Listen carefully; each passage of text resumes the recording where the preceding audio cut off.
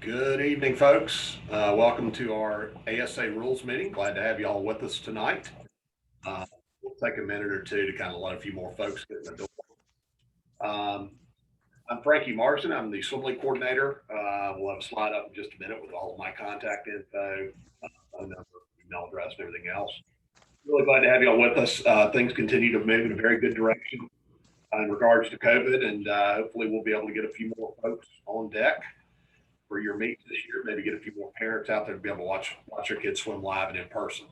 So again, like I said, we'll take another minute or two to get everybody in the door, so we can hopefully cover as much info as we can, and again get y'all out of here as early as we possibly can. But we do have a good deal of real estate to cover this evening. So again, thank you again for participating, and we're really excited about having a swim season this year. This is a far cry we were where we were this time last year, and again, we hope things are getting ramped up well for you guys as teams, team coordinators, and coaches.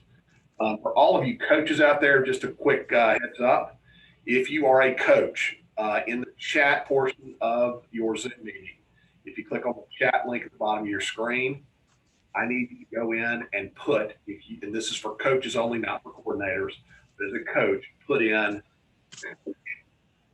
your name and what team you are with. That will let us know that you were on this meeting and participated, and it will exempt you from your rules meeting requirement from having to attend one of our rules meetings later in May before the season starts. So again, if you are a coach, in the chat section, please be sure to go in the chat, input coach is the first thing, your name, that's your full name, not just Coach Mandy or Coach Steve or whatever, but Coach, Frankie Marsden, and the team that you're with, and then that way we'll know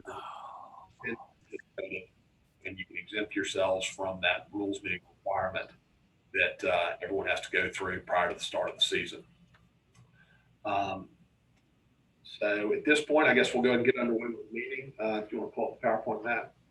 Just a quick thank you to Matt Murphy and Evan Nylander for helping us out on the technical side for tonight. As I mentioned, my name is Frankie Marsden. I'm the Swim League coordinator. My name, email address, and phone number are listed right there on that first slide. So if you ever have any questions or need help, or advice, need a shoulder to cry on, need somebody to scream at, whatever you need, butterfly for your relay, I'm your guy. I'm here as your coordinator to help you guys out any way that I can to make your jobs easier. And I know that you guys, this is a far more challenging season than what you're accustomed to in the past. Your job's difficult enough as things stand, but with all the restrictions and hoops you have to jump through with COVID, with your HOA, your pool board, and everybody else, the challenges are, a little bit more than usual. So again, as your coordinator, I really want to be there to help you guys out to be successful, to take some stress off your shoulders, hopefully make your job a little bit easier, because I know in most cases you're not getting paid to do this. So my job as your coordinator is to help get you guys as much help as I possibly can. So any questions you have, whether it's in regards to rules, high tech, how to deal with the crazy parent, advice for dealing with your HOA board, I'm always a phone call or email away, and I work out of the house. So again, if you call that number or hit that email, I'm usually going to answer pretty quickly. And if I don't, I will get back in touch with you as soon as possible. So, like I said, I usually get up early and go to bed late this time of year, because it's pretty much what you guys are paying me to do. So again, please don't hesitate to reach out to me as a resource, because again, nothing, makes me feel bad more than watching a team struggle with something, and inevitably they do finally call me up after a meet might not have gone the way they'd hoped or something like that, and they'd struggle with something for hours if not days. And my first question is, why didn't you call sooner? And the stock answer is, well, I didn't want to bother you. Well, you're not going to bother me. It bothers me that you think you're gonna bug me with a question. There are no dumb questions for coordinators, coaches, or anybody else. I'm here to help you guys. So again, please, early and often, as they say, reach out for help. I'm here to help you guys any way that I can. Before we get too deep into the presentation, I will do what I do at the start of every meeting. why are we doing this? Why does the swim league exist? Why are you going to sit there and give away most of your May and June to help run a program for a bunch of people, that may or may not be supportive of what you're doing? ASA as a league exists for one simple reason. We're here to get kids involved in swimming as a sport, as a competitive sport, and as a, lifetime activity, a skill, and, a valuable part of their lives. That's our goal. We want to get them in the door and make it the best possible experience for them that we can. We want it to be fun. We want it to be positive. We want it, more importantly, to be something they come back to every year. I'm getting to be a little bit up in age these days. I guess I'm, somebody said, are you middle-aged? No, I'm past middle age. I'm on the downhill side at this point, I guess. But it blows me away to have, people that are coordinators of the team that grew up in the league as swimmers. That it just, to me, that's a really neat thing to be involved with this as long as I have. So again, what we want to do is, get the next generation in there and keep them engaged and involved. So as a league, like I said, this has got to be fun. It's got to be enjoyable. It's got to be approachable. And the teams have done a great job with that. You guys have created such a good, positive culture. So we want to continue to reinforce that and make that part of what we do every day at practice, at meets, any interaction we have with the kids, with other teams, with other coaches, and more importantly, with the parents. We're the ones that tend to not always get it. We want that to be part and parcel of what we're doing. So again, that's why we do this. We're not here to create the next Michael Phelps or Katie Ledecky. They might come out of our program. Those guys got their start as summer league swimmers, just like everybody else did. But at the end of the day, we're far more interested in getting, the kid to come in that, might not be the greatest swimmer in the world, but they come in, they join the team, they have a fun time, they have a good experience. They come back next year. And more importantly, they bring their friends with them. So your teams continue to grow. We continue to get kids involved in the sport of swimming and keep them engaged and involved, all the way through their careers. So to me, that's really important. So again, it's part of the reason we put that rule in this year to let the older kids swim, because we want them to be able to close out with their last season as a 19-year-old, even though, they're technically too old. But, this year, like I said, we made the exception of the rule to take care of those guys. So that has to be what we're doing. If you're one of these win at all costs, bend the rules to where they might, almost break, but, that's not us. That's not who we are. Try soccer, try lacrosse. They're wonderful sports, but sometimes those people are crazy. So again, we want this to be fun and enjoyable. So that's got to be, the real crux of what we're doing as coordinators, as coaches, as, league coordinator. And we really got to get that through to the parents. So again, really want to hammer that home and make sure that everybody is on the same page with regards to that. So just in general, for the Zoom meeting, a couple of quick housekeeping items. The chat forum is being monitored, so you guys can ask questions as we go along. So again, the overview of what we're going to cover tonight, I'm going to start out in the first portion of the meeting talking more about some of the COVID stuff, some of the, some ideas for practices and meets, and the big picture around that. And then we'll delve into the rules from there. But the chat forum's always open. So if you have questions, feel free to use that to ask questions. We've got a moderator that if we find a good breaking point, we'll address those as the meeting goes along. Again, like I said, this will help us keep the meeting moving quickly without having a lot of crosstalk and so forth. At the end of the session, if your question wasn't answered, we're going to take a little bit extra time at the end to recap and whatever we can do to hopefully pick those up. And if all else fails, if your question didn't get answered or you come up with one after the meeting, phone call or email to me, we'll get it addressed and hopefully get it answered for you. Again, we'll share this info via email with a recap of the PowerPoint. A recording will be made available. So again, if you got to go back and look through this stuff, it will be available for you. We'll send that out tomorrow or Friday at the latest. Next slide, please. So first and foremost, we need you guys, if you've not done so already, please go to your team page on our league website and update your team info. Okay, the link to that web address is listed right there. Go look at that page. You don't have to do it right now, but certainly in the next day or two, go look at it, make sure all that information is accurate. This is the time of year when we are really starting to communicate with one another with regards to things like schedules. If you have to reschedule your first meet, you need to be able to get in touch with the other team's coordinators, coaches, and everybody else. It also is where you keep information about things like where your pool's located, the street address, Make sure that's accurate and correct. The number of lanes. Can you dive in the pool at your pool? Check your water depth and things like that. All that stuff needs to be reviewed and accurate. Steps are listed here on how to address that and update it. Essentially, you just click on your team page. There's a link for, editing your information. You literally just click on the little pencil icon. That'll give you a login screen. Your username and password are pretty much your full team name with no spaces. And your password is either swim1234 or some password you've changed it to for your team. If you can't find that password, email me. I'll get it out to you as soon as possible. But again, please be sure to update that info. That is also where we pull information from to get folks onto our email list and communication list for the summer. So if you update it there, you will be added to that communication list. So again, please be sure to update that as soon as possible. A lot of teams have a lot of blank info or a lot of outdated info because it might be 2 years old. So again, make sure that stuff is accurate so you guys can get in touch with each other. We don't send that info out to the general public. Again, it's not something we're sharing with telemarketers, political groups, or anything like that. But it is crucial for you guys to be able to find that info. Next slide, please. Feedback on summer swimming leading in. Right now, pretty much almost all the teams in the league are going to be swimming this year in some capacity, either virtually or in person. It's about a 70-30 split, with 70% of the teams trying to do some sort of in-person competition. So that may be full, in person with the standard, run straight through the 86 events. It may be a hybrid where teams are splitting their meets into 2 sessions. Maybe the older kids swim, early and take a little 30-minute break, get folks out of the pool and off the deck, and bring in another group to, again, deal with capacity issues on their deck.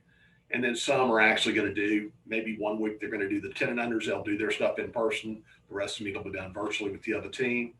Again, the majority of teams are trying to do some in-person competition. So again, the league's going to continue to monitor and maintain compliance and guidance of state and local health, health officials. We want to make sure you guys are staying on top of that, but again, we'll communicate that as best we can. Obviously, I think everybody heard the news the other day from the CDC that they have relaxed some of the restrictions in regards to wearing masks when you're outside. So that's obviously a positive development. So again, we continue to move in a positive direction, and the state of Georgia has been kind of leading the way with some of that stuff. So we hope to, again, continue to share better information with you. But the big part is you really need to communicate and coordinate with your local homeowners association, pool board, or whoever else, because ultimately it's their neighborhood, it's their facility. They're going to be ones that are probably going to set the ground rules for most of this stuff. Next slide, please. So just a couple of recaps on the current approach to COVID. So like I said, the CDC is still advising to try and limit groups. They don't want, our normal standard wall-to-wall, mass of people at a swim meet. That's still not quite where we're at. But again, we're allowed to gather in bigger groups. They still encourage trying to socially distance whenever possible.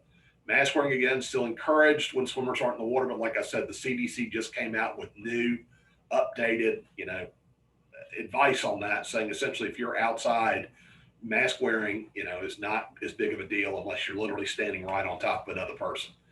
The big one is the other bit of news that came out recently. They came out with more exhaustive studies saying essentially coronavirus does not survive in chlorinated water more than about 30 seconds. So when the kids are in the water, that's something you can really lean on and take a lot of solace in that, frankly, that's the safest place they could be. So again, the idea of having to really space kids out, so much in the water is becoming less and less of a concern. But again, like I said, some teams are going to, again, have to go through some extra hoops to keep their HOA happy to make sure that they stay inside of their own regulations. Again, the other big thing was recent updates for advice for schools dropped the distancing requirements to 3 feet instead of 6 feet. So again, more progress in the right direction. The recent guidance for pools can be found I've got the link right there. That was only updated in February. So again, that is good general advice. But like I said, things have really moved, farther down the road in a more, let's just say, open environment since that last advice was given. State guidelines, again, the Georgia Department of Health, their guidelines can be found at the link listed. And again, recent developments have allowed for larger groups to gather at sporting events with higher capacities. I don't know if you folks have heard, but the Atlanta Braves have said they're going to start having full capacity at their games on May 7th. And Atlanta United just came out today, I believe, and said that they're going to full capacity before the end of May. So again, hopefully you guys can lean on some of this as ammunition for yourselves to maybe get a few more folks on deck at your events. We are actually meeting with Georgia Tech next week, and I hope, in the hopes to maybe get some more people in for the championship meet and make that a more manageable event. Again, you really need to reach out to your local pools, and your pool management company is a great resource here for this, to find out what the specific guidance is in regards to capacity for your pool. Most local health departments will actually set a specific bather load for your facility to tell you how many people can be inside of your facility. So again, that's if you're still struggling to find out how many people you can allow into the facility, that's a great starting point. Next slide, please. So again, required steps before practices and meets begin, and we're getting real close to that. Again, make sure you're checking the boxes on meeting all of the guidelines that are out there, safety guidelines, federal, state, local levels. And again, ultimately go back to your HOA, communicate with them, make sure you're staying in their good graces and doing what they expect you to do. You should establish clear policies on how you're going to undertake practices and meets. How are you going to get people in the building? How are you going to deal with them when they're there? How are you going to get people out of the building in a way that stays, again, within what the HOA expects for people to do at their facility? Again, coordinate with your pool management company, your HOA, to make sure that you have a clear understanding of what those requirements are, and then you can set a plan from there. You should certainly be signing your swimmers up if you hadn't done so already. That first late deadline kicks in on May 1st. So again, you still got a few days to get in under the wire to not have to pay any late fees for your swimmers. Again, all swimmers must register and pay their ASA fees before they participate in any league activities, any practices, any events. They are not covered under the league's insurance policy until that hurdle has been cleared. Again, reminder, coaches, you've got to complete your background checks and your coach's certification prior to the start of any team activities. The background check link is listed here, as well as the coach's certification link, and I've sent out multiple emails on that. Teams have been great about doing that. We really want to thank Summer League Swimming, Mark and Leah, for the great job they've done in setting that program up for us this year. They've done a terrific job. Feedback on it so far has been really good and positive. I think the coaches are getting a lot out of that program. So again, we're really excited to have that in there. And again, that's covered by your ASA fees this year. So again, make sure you use that code SLS 2021 to avoid paying any of those applicable fees. Next slide, please. Just a reminder, you hate to put on the lawyer hat, but the common question is, where's our liability risk? Where are we exposed? Again, state of Georgia passed legislation last summer that provides some pretty good protection to facilities and the people, around those facilities from lawsuits. But again, in order to have that protection, bottom line, you need to make every effort possible to follow the existing safety guidelines, local health regulations, do the common sense stuff. Don't let people gather, in massive crowds, elbow to elbow. That just doesn't work. If you're doing that, you're exposing yourself to possible liability risk. And obviously, more importantly, you're creating a not so safe situation for the people that are there. Make sure your team and your facility has proper signage at the facility that tells people that by coming here, you know that you are possibly exposing yourself to COVID and you are taking a risk of your own volition in doing so. So again, if your HOA or pool management company hadn't done that yet, make sure you've got that signage up in any spot where somebody can walk into that pool. Again, bottom line, if you act responsibly with your programs, you put the proper signage up, you're going to really almost eliminate, there's no way to guarantee you can eliminate all of it, but you're going to significantly minimize any liability exposure for yourselves or for your neighborhoods. Next slide, please. Current targets for practices and meets, again, estimates based on government guidelines, pool openings, and so forth. So like I said, everybody's expected to be open. Pools, unlike last year, we're not waiting to see if we can get the pool open. The pools are opening pretty much on a normal schedule for the summer. A couple of pools are going to have to go through some extra hoops, particularly at the municipal level. But most of the private pools and neighborhoods and things like that, they're already covers off, pools balanced, lifeguards are pretty much ready to go. So again, pool inspections have been done, so we're not running through the challenges we had last year. Again, practices based on individual pool availability. Again, that's up to your team to set your guidelines, but we really don't anticipate teams having too much of a challenge in getting started with practice, any later than what they normally would for a regular season. So again, the official schedule was released last week. We start our first meets the week of May 24th.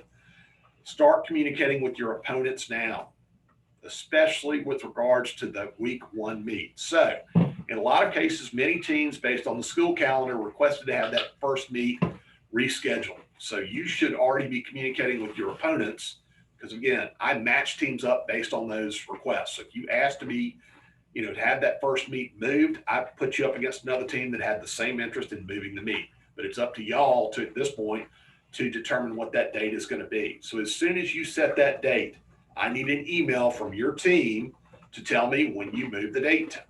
When is the meet now going to be? So I can let your officials know, hey, this is when the meet is now. You need to show up on this date and not the date before that, okay? With regards to official schedules, and I'll talk a little bit about officials throughout the meeting, but for you newbies, each week, about a week in advance, I'm going to send out a schedule of your officials for that week. So again, any of the in-person meets, you get an ASA official sent to your venue that you'll split the cost of that. And again, I'll talk about that a little bit later in the meeting, but you'll get a schedule each week that lists who the ref is. You'll have contact info in there so you can confirm with them. So again, that'll be a weekly thing that you'll receive via email from me. So again, it's really important that, like I said, to make sure that's accurate, especially if you move the date of that first meet or you move the date of any of your meets, which you are welcome to do as long as you're on the same page with the other team. I need to know that that's happened because otherwise I'll assume it's on the date listed and your official's going to show up on that date. So again, ASA Championship and final dual meets will be the week of June 21st, and we'll talk a little bit more about that later in the meeting. Next slide, please. So again, ideas for running practices, some feedback from participating teams for 2020. First and foremost, you need to develop a traffic flow for swimmers coming into and out of practice. You need to think about this from the perspective of not just what do we do when they're here and they're in the water. You need to think about it from this perspective of how do we get them into the pool area? How do we get them out of the car and into the pool area? Then how do we deal with them when they're there? Then how do we get them out of there in minimizing how they cross paths with other people? So again, manage arrival, set times for drop off and pickup. Parents can't just, in a lot of cases, just shove the kid out the door and go, hey, go to the pool. And the kids get there, an hour before practice, wander around. That's not going to necessarily be available at this point. So if you've really got to limit the number of people on the deck, you need to manage the drop off and pickup times. Specific windows, 10, 15 minutes before practice is the earliest you can get there. Okay. You're going to probably have to limit the number of parents on deck. So the only group that you may want to give a little bit of grace to is probably the 6 and under parents because they're, tend to be a little bit more, concerned about their child. And again, a little bit more hands-on. It might provide a little extra comfort for the child. But once they're 7 and older, the parents don't necessarily have to be there at practice. So again, make sure you manage those expectations up front. Build in buffer times when you're transitioning between groups to get people off the deck, get the deck clear, get kids into the pool and on the deck. So again, to minimize having 2 groups present at the same time, remind your kids, come to practice in your suit. Don't expect to be able to use the restroom facilities or locker facilities. Most of those are, again, they're inside cramped, confined areas. You don't want a bunch of people gathering in those. If the kids show up in a swimsuit and leave practice in a swimsuit, they're great. Set specific spots for kids to put their stuff when they get there. So again, that way, it's more managed arrival, distancing, and everything else. If you go ahead and set those spots aside, it may not have to be down to the child, but it may be, the kids, whose first name starts with A to C, put your stuff over here, identify certain areas. Okay. A lot of teams, again, this can be more on your HOA and what they normally expect the general public to do at their pool. You may have to do a quick symptom check or a temperature check before somebody comes in the venue. That can be done very quickly by a parent or an assistant coach or something like that, just with a quick handheld thermometer if they're requiring that. In general, I keep getting the question from teams, how do we set, what we have to do? honestly, your starting point should be, what does your HOA require people to do at the pool? The pool's open to the general public, to people in your neighborhood. What are those requirements? That should be your starting point. Then from there, you should try and manage how you're going to fit into those requirements. If they have extra requirements for the swim team, you're kind of at their mercy. But like I said, the starting point ought to be, what do they expect anybody to do? Not just the swimmer, but any person that comes to that pool on a regular basis. What do they have to do? Do they have to have their temperature taken? What other steps do they have to do? Do they have to sign an extra waiver? Whatever else they have to do, that can be your starting point. Departure from practice, like I said, set specific pickup windows. The parents can't just leave their kids at the pool all day. They're going to have to, pretty much when they're done, they're going to have to leave that pool area, more than likely, because you're going to be limited to how many people can be present at a particular, during, particular times, to make sure you stay within the capacity restrictions of your pool. If possible, if you have a separate entrance, come in one way, leave another way. That way you avoid a lot of, crossing of folks in between, coming and going. If you don't, again, like I said, that buffer time is where you're going to be able to help yourselves in managing that, cross. Parents, again, remind them they're expected more than likely to wait outside the facility, maybe in the parking area or in the, the park area, nearby the pool, to collect their kids, unless the deck can accommodate a ton of folks. Next slide, please. So more ideas on practice, common sense. No, bring your own water bottle. Most of the water fountains and things like that probably won't be available. Bring your own training equipment, kickboards, pool buoys, fins, things like that. Common use things. And again, the CDC did come out with more data saying that, contact on surface areas was not as big a concern as they thought it was originally with regards to transmitting COVID. But again, a lot of programs, they've gone down this route. And the idea is bring your own training equipment for the time being to deal with this. Encourage distancing on the deck at 3 to 6 feet. This is something the coaches from day one, the coordinators from day one, and if you have a preseason meeting with your parents, remind them, hey, do your best to try and stay distanced when you're there. So again, 3 to 6 feet, based on what the new guidelines for classrooms from the CDC and the state of Georgia are.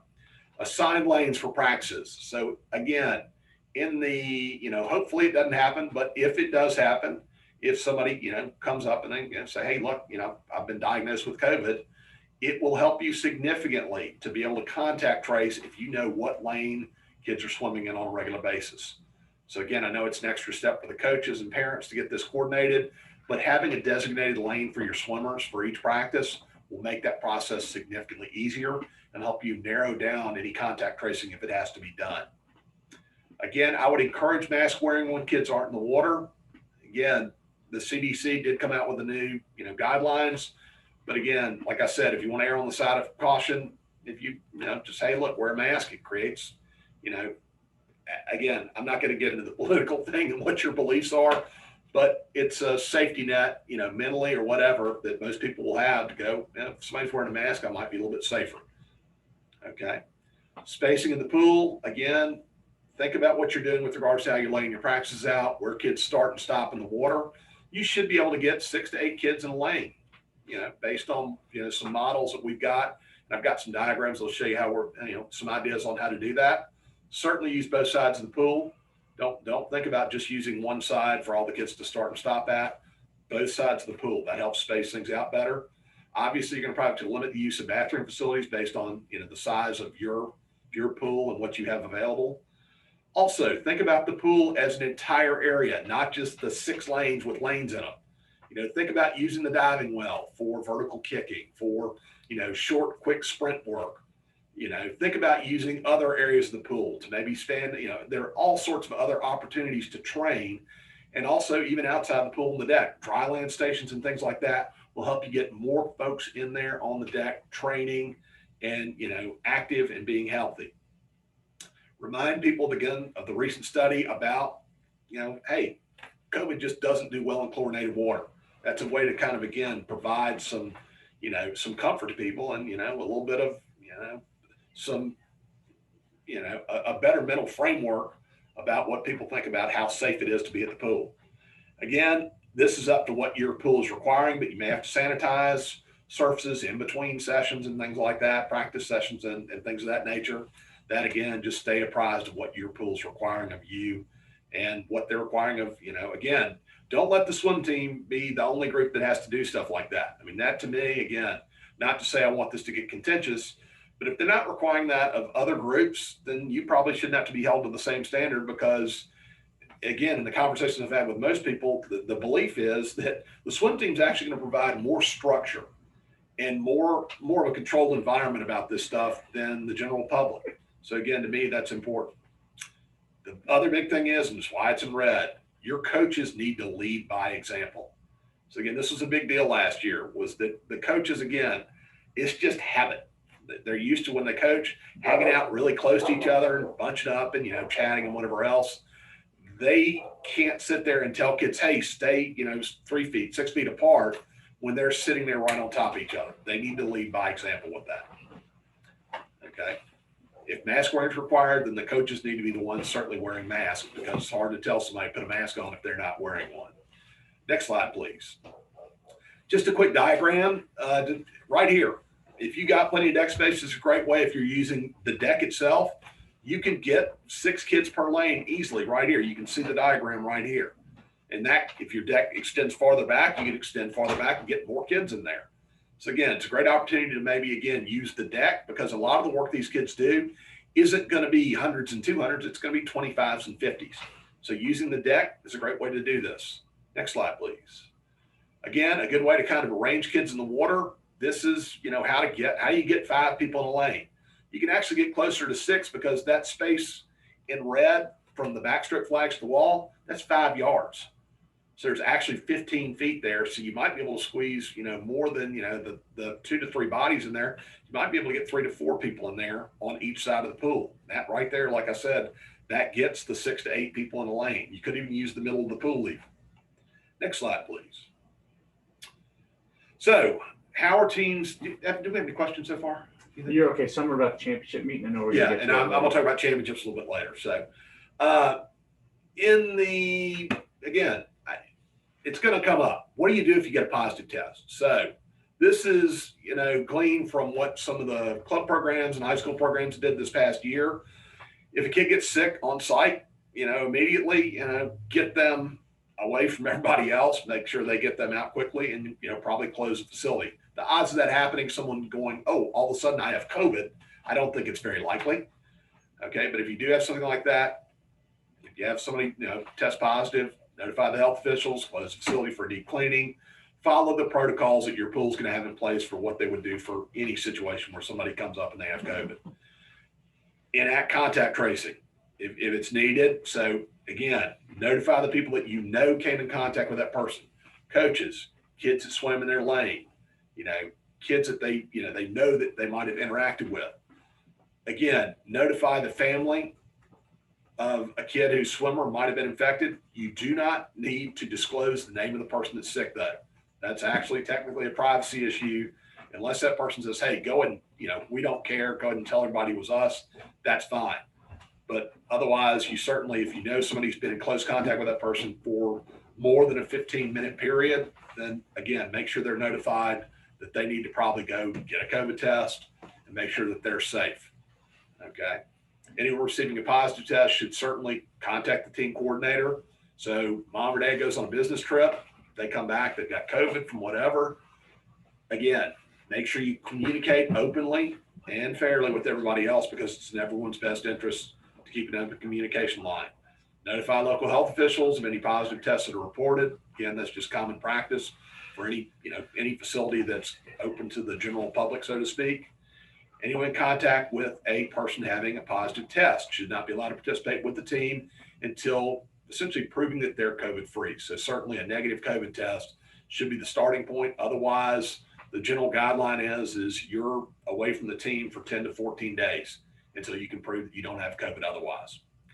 Again, certainly once you come up with something like that, make sure you take the due amount of time. The general guideline is close shop for 24 hours at least, make sure deep cleaning's done, communicate with the people you need to communicate with, and then consider resuming team activities. And again, if this is going to impact that week's meet, start the communication process early with the opposing team so they don't get they don't get a surprise attack the day of a meet when you knew something needed to be done several days before that. Next slide, please. Establish policies to communicate to your team members prior to the start of first practice. So again, it's one thing to just send out a list of stuff and say, hey, do this. It's another thing maybe to have a Zoom meeting or required orientation meeting. So again, set communications with your team. Let them know what's expected. And then ultimately, you hate to be the bad guy, but hey, here are some possible consequences and outcomes that can happen if you don't comply. Kid gets asked to leave practice. Any coach, set it up, empower the coaches up to a certain point, but empower the coaches if they obviously observe behavior that's not meeting the standard of what the team expects. Empower the coaches to ask a kid to leave. Okay. Make sure that they have the tools they need to keep everybody safe. Again, and let's make it very clear that if people are just going to ignore the rules completely and the safety and well-being of everybody else, let them know that there's a possibility you could theoretically be removed from the team. You don't want it to get to that point. However, like I said, it's an important thing that teams should probably try and communicate up front and let people know what the expectations are and what the possible consequences are if the rules aren't followed. Next slide, please. Meets. So again, competition's a big part of what we do every summer, okay? Don't get me wrong. We're really excited to be able to have swim meets this year. But it's not the end-all be-all of what we're doing. Like I said earlier, we're about having fun, seeing these kids get the benefit out of being part of a team, learning the merits of teamwork, good sportsmanship, fair play, working hard toward achieving goals and accomplishing those goals. And again, meets are certainly part of that, but they're not the end-all be-all of what we're doing. So again, the competitive aspect of this year, yeah, we're going to continue to keep scoring meets and things like that. We're going to hand out different colored ribbons. But you may want to, think about your priorities here. The meets, again, they may not go exactly as you expect. They may not be in the format you hope for. And there may be situations where you may, out of your control situations where you may have to have a virtual meet in the week when you thought you were going to have some sort of in-person competition. If that happens, y'all need to be patient and understanding with each other and understand that, again, there's going to be some competition that week. It just may not be exactly what your traditional expectation is. So if you go into the season with that understanding and expectation, I think it will probably help you manage what you're doing with your team and probably drop your stress level a little bit. Okay. So traditional in-person dual meets. So again, the majority of teams are going to try and do some sort of in-person process. So again, the idea is a lot of them are going to start out with some sort of hybrid approach. So most teams, that's going to involve maybe running 2 sessions. So maybe they're going to start, with the 10 and unders, run all their events, take a little 30-minute break, and then come back and swim with the 11 and overs. So this may require some creative thinking. It may involve things like starting a little bit earlier with the meet, okay? Or finishing a little bit later than you're used to finishing. So again, make sure your lights work, things like that. It may involve something like, hey, we can only get half the events done in person. It's the only way to realistically do it at our pool. The home team drives the boat on that, okay? The home team ultimately is the one that is beholden to their HOA, to their community, to their neighborhood. So you pretty much have to follow what the home team is going to have to do with regards to this, okay? Virtual meets, like I said, at least, about 30% of the teams are going to do that. They're a pretty easy approach to this. So they limit the size and staffing that you need to host a meet. Planning tends to be a little bit, less stressful because you don't have to worry about coordinating quite as many volunteers. And again, you're not working on a hard deadline for something of, hey, it's Thursday at 5:30, we got to start swimming. Okay, you've got a lot of flexibility as to when you swim. Really all you're looking at from a deadline standpoint is an agreed upon date by the end of the week that you have to exchange results with the other team so you can score the meet. You have the flexibility to conduct that meet over multiple days, any sessions you want to do at your pool. You don't have to do this concurrently at the exact same time as the other pool. So again, teams can still maintain competition and contact with other teams, but manage it in a way that works with what they need to do with capacity restraints and things like that at their facility. You have the flexibility of, competing with some teams that you may not always swim with because you're not worried about driving across town. So you may see a few new folks on your schedule.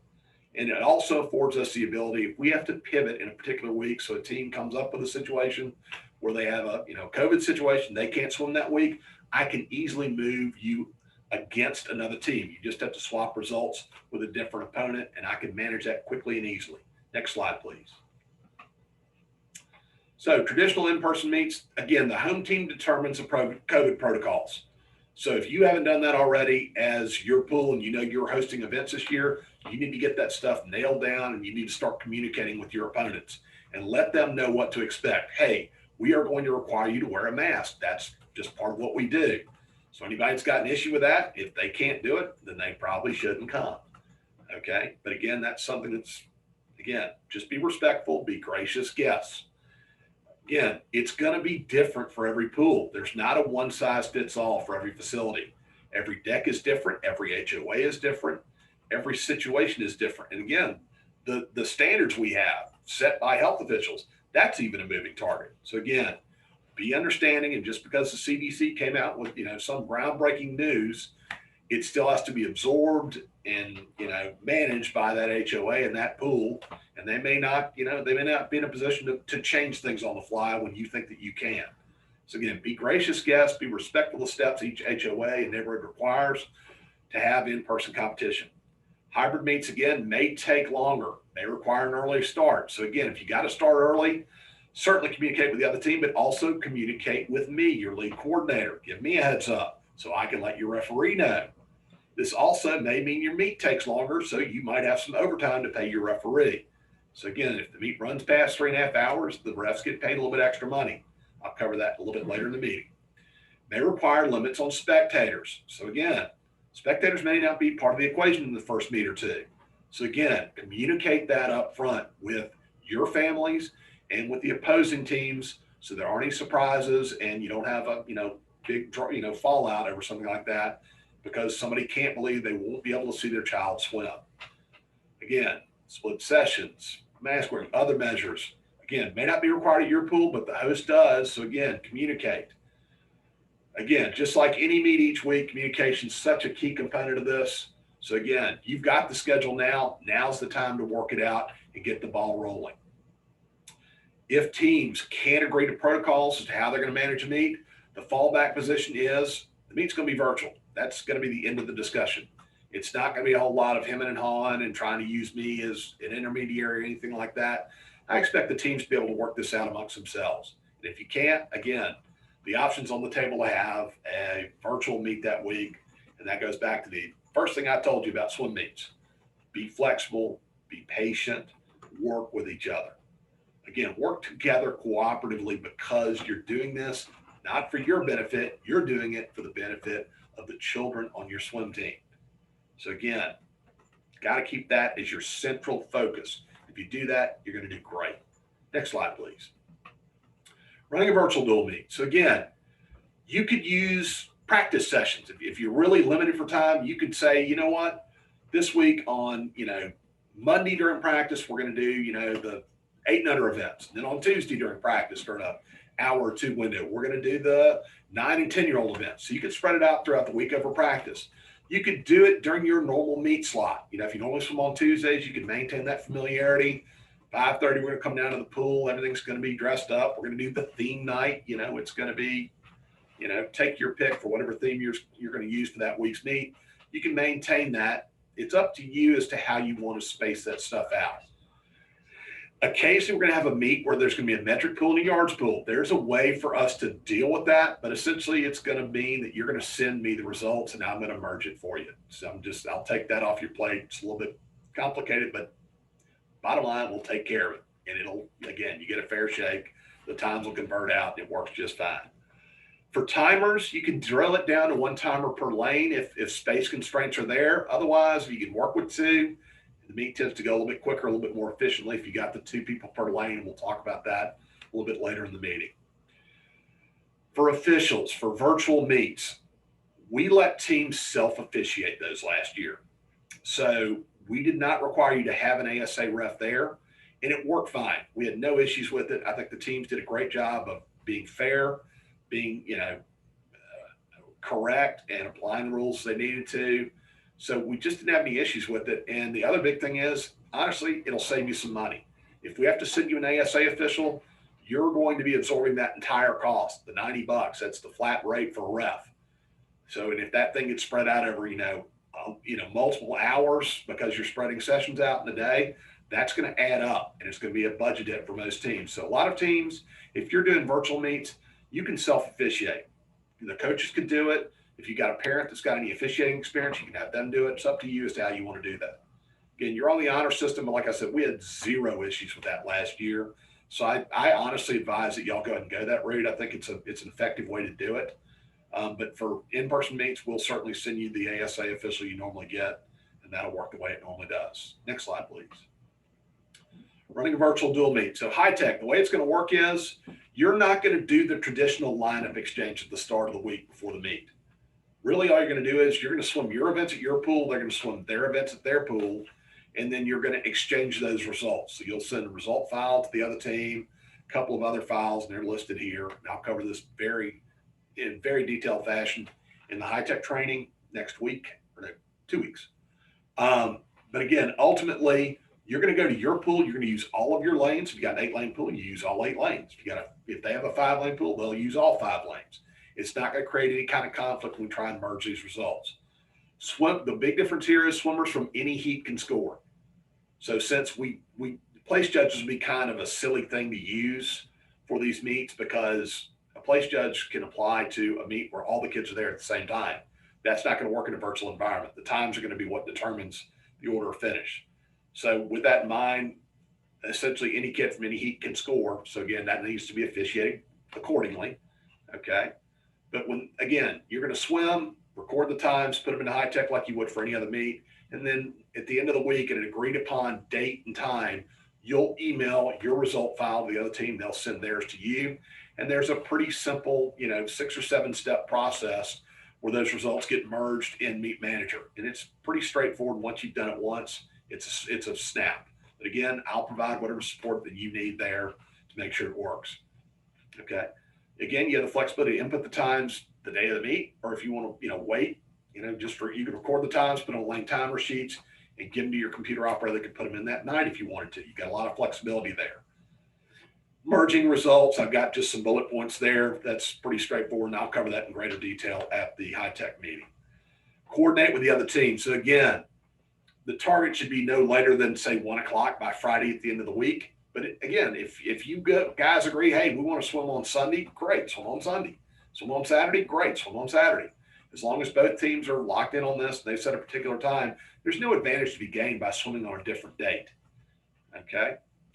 Workout again on the big thing you may have to deal with is if your pool allows for diving at both ends and their pool does not, you guys need to work out how you're going to address that because there is theoretically an advantage to be gained by the team that can dive in the water at one pool. Okay. So again, honor system there, do what's right. As far as the ribbons go, you don't have to merge the results to do ribbons. You could just do them at that pool. So honestly, it's probably going to open the door for more of your kids to maybe get a red ribbon instead of a white ribbon, get a second place ribbon instead of a third place. So again, I think that's what most teams did last year, but if you choose to do it with the merge results, you can do it. You're just gonna have to wait till you have results to the other team in order to do that. But otherwise, I think most teams just did their results based on what the kids swam that day at the pool swimming against their teammates. Next slide, please. Frank, question. Yes. We talked in the last meeting about teams have the option of using Meet Maestro or High Tech this year. Can you talk for a minute about, we went through the High Tech Meet Management slide, Meet Maestro for virtual meets or training for that? Right. So Meet Maestro, the folks at Swimtopia will be offering a training session, I believe, not long after our Meet Manager. I think they're targeting the 15th. I think they're targeting May 15th, but there is, again, for teams that want to use Swimtopia's Meet Maestro Meet Management product, we are offering that as an option this year for teams. But again, that's, as far as the merging and training for that will be offered on, I believe, May 15th. Details on that will be sent out to teams as soon as we've got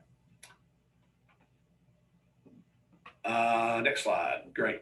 So like I said, with the meets, be creative, think outside the box, especially with the virtual ones. I know it's not quite like being there in person, but it doesn't mean you can't do the normal fun stuff you do with the meet. Have music, have have the fun stuff, have the, the theme nights, do what you would normally do for any competition.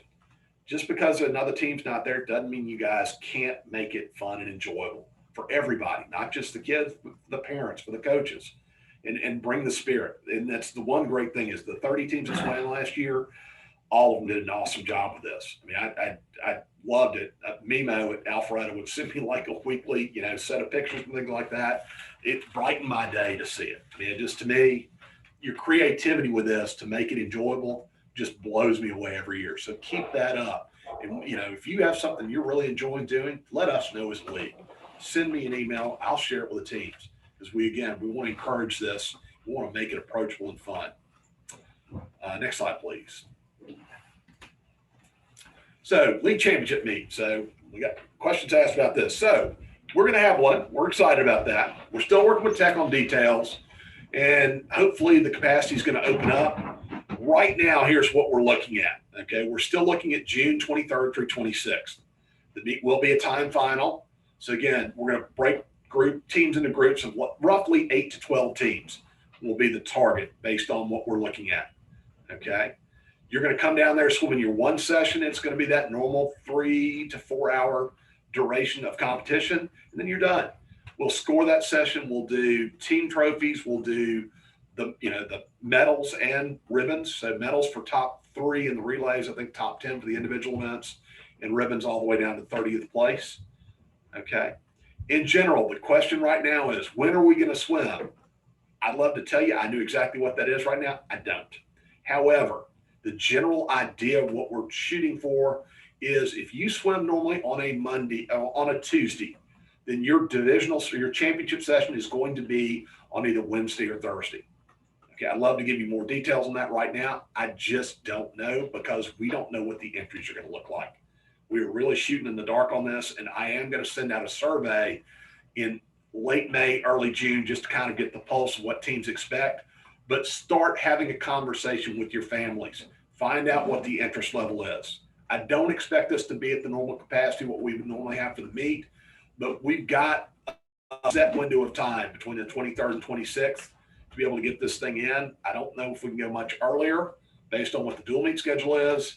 And theoretically, we could spill over into the following week, although there is a meet in there on Sunday that's going to knock us out of being able to swim that day. But if we needed to, if capacity went over, we could theoretically explore swimming on Monday. I think that's might be like July 1st or June 30th or something like that. So again, those are possibilities, but right now we're still targeting the 23rd through the 26th. If you swim on Thursdays, then your championship session is going to be on either Friday or Saturday. Okay. The thought right now is to have 2 sessions a day, but if we need to, we may explore having 3 sessions a day. So with all this in mind, this is a rarity for us, but we're going to have the entry deadline for the meet is going to be Sunday, June 13th. I know that's very early. It's much earlier than we normally do it, but we kind of need to know what the numbers are. So the idea with that is, as soon as we have entries in, we'll be able to set specifically the dates and times that you're going to swim. If we get a clearer picture prior to that, and I have some confidence in what the numbers are going to be, I may try and assign those sessions a little bit earlier. But realistically, I wouldn't expect to be able to know what day and time you're swimming until mid-June. I know that's not ideal, and it's certainly not what we normally do. We normally have that stuff out months in advance. And I know it helps you guys communicate and manage people's expectations. But realistically, like I said, we just don't know what we're going to get as far as the number of swimmers. And we're not in a situation where we can go, oh, well, we're just going to have a lot more people at this session versus the other. We can't do that. Georgia Tech will, frankly, just tell us, either don't bother swimming that day or great, we'll let you swim today, but don't ever come back. We never want to get to that point. We need to pretty much stay within their good graces. So again, with that in mind, again, and honestly, you guys, if your kids have ever played soccer, baseball, any of the sports where they have any kind of tournament play, that's kind of normally what you get. I know when my kids played baseball, it was like we knew there was a tournament that weekend, but we had no clue what day or time we were playing until like a day or two before. So you're at least going to get almost 2 weeks of notice on this. And again, it's going to let us communicate a lot more effectively with you guys and get things planned out. But that's kind of where we're at with regards to when you're going to swim. The entry fees for the meet, we're still sorting that out. That's all going to be based on, frankly, how many swimmers we get. We obviously are going to have a lot more expenses with this year's meet, and part of the added expense right now is the awards. So the transition into time finals, we're doing a lot more medals, to say the least. So with that in mind, the meet was going to cost more than it has in past years to start with. So I would expect something certainly north of $30 per swimmer, but that'll be for the entire meet. But we don't know where that number is going to be. And it could be, it could be as high as $40 or $50. I hope it's not that, but I just kind of want to give y'all a heads up as to what to expect. So again, we'll try and set those entry fees no later than, I would say, June 1st. We should have a much better picture, at least, as to what we're expecting from an expense standpoint and so forth. So the meet protocols, we're still formulating those. So what you see in the league rule book right now is, it's still scaled down. So certainly as we get into later in May, we're going to have more specific details about where you're going to sit, when you can get there, mask wearing, all that good stuff. We'll have that nailed down, communicated out in an easy to view and easy to understand set of instructions. Again, we're working closely with tech to determine the occupancy limits. They bumped them up a little bit, but like I said, they're not quite where we'd like to see them. So we're working on that. In fact, I'm supposed to meet with them next week to try and revisit that. Hopefully the stuff with the Braves and the other teams is going to help us. At this point, we really doubt that spectators will be part of the picture. I'd love to say that we could, but even if they are, they're going to be very, very limited. Our first and foremost, priority's got to be the athletes. We got to get swimmers in the building. Okay, we can't have a swim meet without them. So with that in mind, we've got to make sure that happens. We do it within the sessions that we're looking at. So again, we will provide teams opportunities though to bring in some extra help, not just sending you down there with a coaching staff and a limited number of workers. We're going to have a ratio of hopefully 1 to 8 or 1 to 10, somewhere in there. So every swimmer you enter, you get, or every 10 swimmers you enter, you're going to get some sort of venue access, some sort of credential to get people in there. So getting people to help out with the meet might be very easy this year for teams, because it might be the only way they can get in the building. Georgia Tech has successfully hosted the state high school meet and a couple of other club meets. So things are working well, but we've got a bar to clear. We've got certain expectations we have to follow and meet. And in doing so, like I said, we're going to have some extra steps we're going to have to follow. The GRPA state meet will happen, looking at July 16th and 17th. State qualifying info, I've got a link for that. So again, I'll talk a little bit about that a little bit later in the meeting. Next slide, please. One clarifying question, Frank, it came up earlier around the ASA meet. Just to confirm, it's all live in person. There'll be no virtual input of times. Correct. Part of that. So it's all in person. And if, spectators or not, the meet will be live streamed. It'll be live streamed for free. So that will be available. Again, we'd love to have parents there. I know they bring a lot of energy, but like I said, right now, we got to get swimmers in there and get it done in a reasonable way. The other concession we have to make is, and we've done this in the past, we may have to have teams warm up at their own pool. It may afford us a little bit more time to transition teams in and out of the building. We're still exploring all those options, and that's all going to be based on what capacity limits are at Georgia Tech.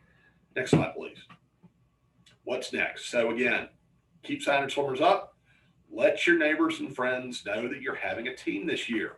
So a lot of teams have contacted me freaked out going, oh my gosh, we don't have anybody signed up. What are we going to do? Well, honestly, the teams that have done that, within about 2 weeks, word gets out that there's a swim team. And the fact that, hey, I've already signed up. Why aren't you signed up yet? And they're starting to see a lot of momentum. So I'm hoping that's going to continue. But get registration out, communicate, reach back to the people that were on the team in 2019. They may have no clue that you're going to swim team this year. Over communicate with your teams. As soon as you got formats and everything else, hammer home what you're expecting. Okay. It'll really help you guys hit the ground running from day one and stay in the good graces of your HO and pool boards and make sure they understand what they're getting into. Other upcoming meetings, and again, we hadn't even gotten to the rules part, but just as a heads up, they're listed here. We're going to have a how to run a swim meet meeting next Wednesday via Zoom. We'll do high-tech training Saturday, May 8th. I think the Swimtopia Meet Maestro training was May 15th. It's not listed here.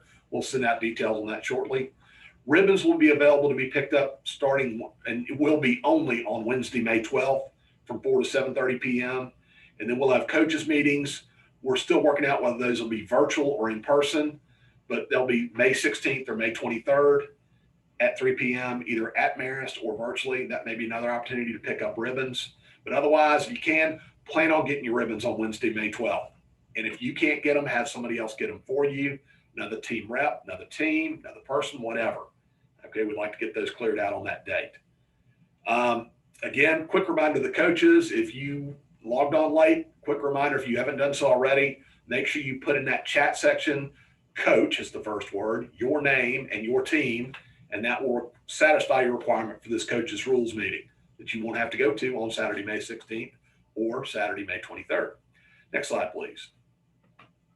So a couple of quick resources. Won't drill down on these, but these are more CDC, a couple of, the U.S. Swimming, the Pool, Spa, and Hot Tub Association, the big,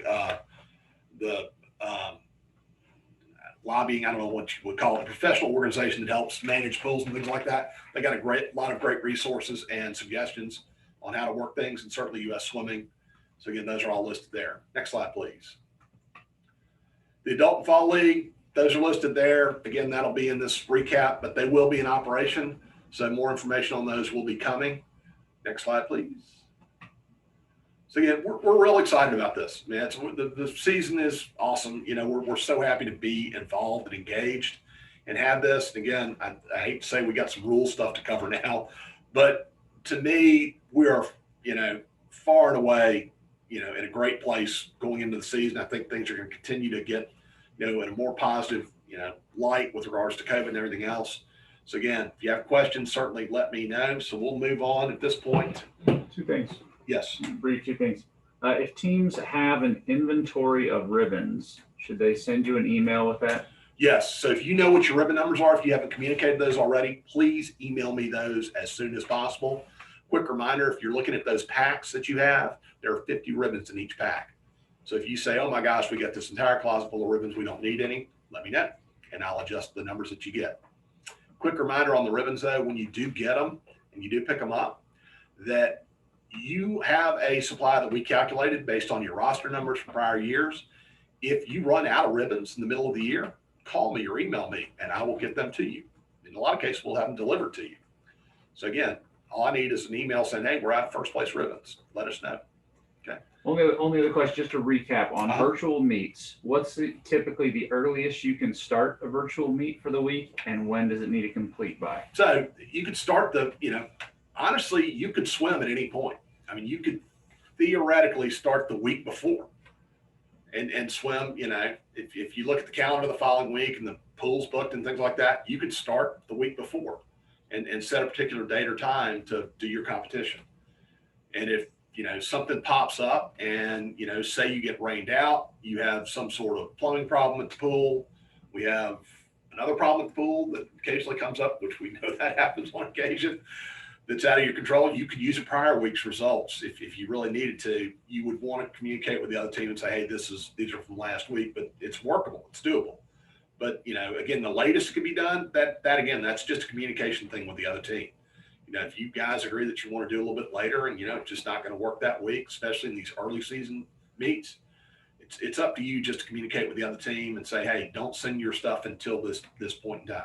And quick compatibility question. If one team uses high tech, can the other team use Meet Maestro? They can. There's a way to create the files that are needed to exchange and manage them. And again, both tracks are going to give you the opportunity to understand how to bring the files in and manipulate them on your end and manage them with the training. Okay. So moving along, can you pull up the rule book, please? And so I'm just going to list off the table of contents. So if you guys have got your rule book handy, you can pull it up and kind of follow along. So the rule book was emailed to everybody yesterday. It's also on our new ASA webpage done by Swimtopia. We really appreciate what they did for us with that. But again, we also really want to thank and pat Matt Murphy on the back for taking care of us for so many years with AtlantaSwimming.com. Did a great job with that. Continues to help us out with a lot of technical stuff, including the Zoom meetings that, are done so nicely. So, but again, if you have not done so already, make sure you start going through that rule book. It's a little bit thicker this year, obviously. And the main reason is we've got kind of a twin track of rules. You've got rules that govern virtual competition. You've got rules that govern in-person competition. So with that in mind, the big thing there is, and I'm going to highlight these. In fact, I have literally highlighted them in the rule book, so you can tell what's slightly different from what a normal meet is. But I do want to hit the highlights of the stuff that's really applicable, normally trips teams up. And, again, the stuff that it doesn't matter if it's COVID or not, it's, the stuff that some teams don't always quite understand or get right. So again, and if you ever have any questions about rules, like I said, I'm always a phone call or email away. So starting out, if you scroll down to page number 3, that lists off the fees for the year. So obviously the fee to swim for this year is $33 per swimmer, and your referees. So if you're having an in-person competition, the referee gets paid $90 per meet, and that's split between the two teams, $45 a piece. There is an overtime pay provision in there. So if the meet runs longer than 3.5 hours, so say you started your meet at 4 o'clock because you're running split sessions. If the ref is there from 4 o'clock until 9 o'clock, they're there for 5 hours. So as soon as you get past 3.5 hours, the referee gets paid $5 per 20 minutes from each team. So make sure you calculate that in when you're coming up with what you're going to pay that person. I always get asked the question, can we tip a referee? Yes, you can. I wouldn't do it at the start of the meet and go hand them a folded up 50 and say, hey, keep it fair like they did in Caddyshack. But on the same note, if the ref does a great job, they move things along quickly and run an efficient meet. There's nothing wrong with throwing them some extra money. They love getting cash, but if possible, if you got to write them a check, you got to write them a check. But they need to be paid the day of competition. Do not say, well, we'll mail you something or we got to go through payroll. No, it doesn't work like that. Yes. Are we trendy as well if people want to pay with PayPal, Venmo? Yeah, so great point. So a lot of these kids, the cash doesn't exist for them anymore. So Venmo, PayPal, those are certainly options. But again, that's something you may want to communicate with them in advance. And again, like I said, you'll get a weekly schedule of the officials with their email and phone number. It's the responsibility of each team with the officials each week. The home team needs to make sure they communicate with that ref no later than, say, 6 o'clock the night before the meet. If you've been unable to get in touch with them by that point, give me a heads up. Give me a phone call, give me an email, say, hey, by the way, we haven't been able to contact the ref. We need to make sure that we're kind of on the same page with this. And if we need to arrange for a replacement. In general, these guys will get there roughly 30 minutes before the meet starts. So they can meet with the timers, meet with the coaches, go over any details they need to cover. And again, you've got their contact info, but just like anything, traffic is starting to come back to Atlanta. Hey, COVID's going away.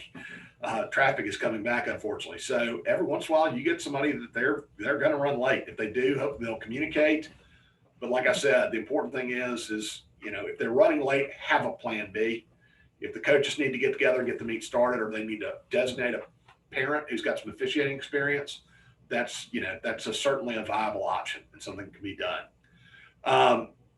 Entry fee for the league championship. Like I said, we're still working on that.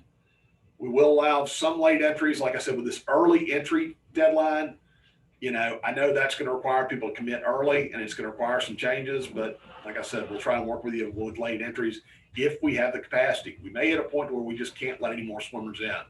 And normally we try to be very, forgiving with late entries, but if we are at a, certain limit, we're not going to be able to let more bodies in. So again, please be understanding with that. Online registration teams are doing a great job with that. Make sure you continue to get your kids signed up. Again, they should not start any team activities until they have paid their fees, signed the waiver, and done everything they need to do. All the stuff you get listed there on page 3.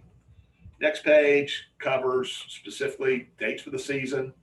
Like I said, we start Tuesday, May 25th with the Tuesday teams and Thursday, May 27th with the Thursday teams. If you change the date of your meet, email me as soon as possible. Let me know when that meet changed to, what time it is, and so forth. If you alter the time of your meet, you're going to start early because it's a hybrid meet and you're running split sessions. Let me know so we can communicate with the ref and give them a heads up as well. If you know that info now, send it now. The sooner you get it to me, the more likely we'll all be on the same page and we don't have to have a situation where you started at 3 o'clock and the ref has no clue and they show up at 5. ASA Championship meet, listed that. Okay. Sessions for championships. That again, like I said, we're going to try and communicate that no later than June 14th. If I can do it any earlier, I certainly will. But in general, like I said, if you swim on Tuesdays, your session's either going to be Wednesday or Thursday. If you have a specific need based on travel plans for a coach or coordinator, I'll entertain a limited number of requests on those, but don't sit there and try and go, oh, we'll jump in and find the session we want.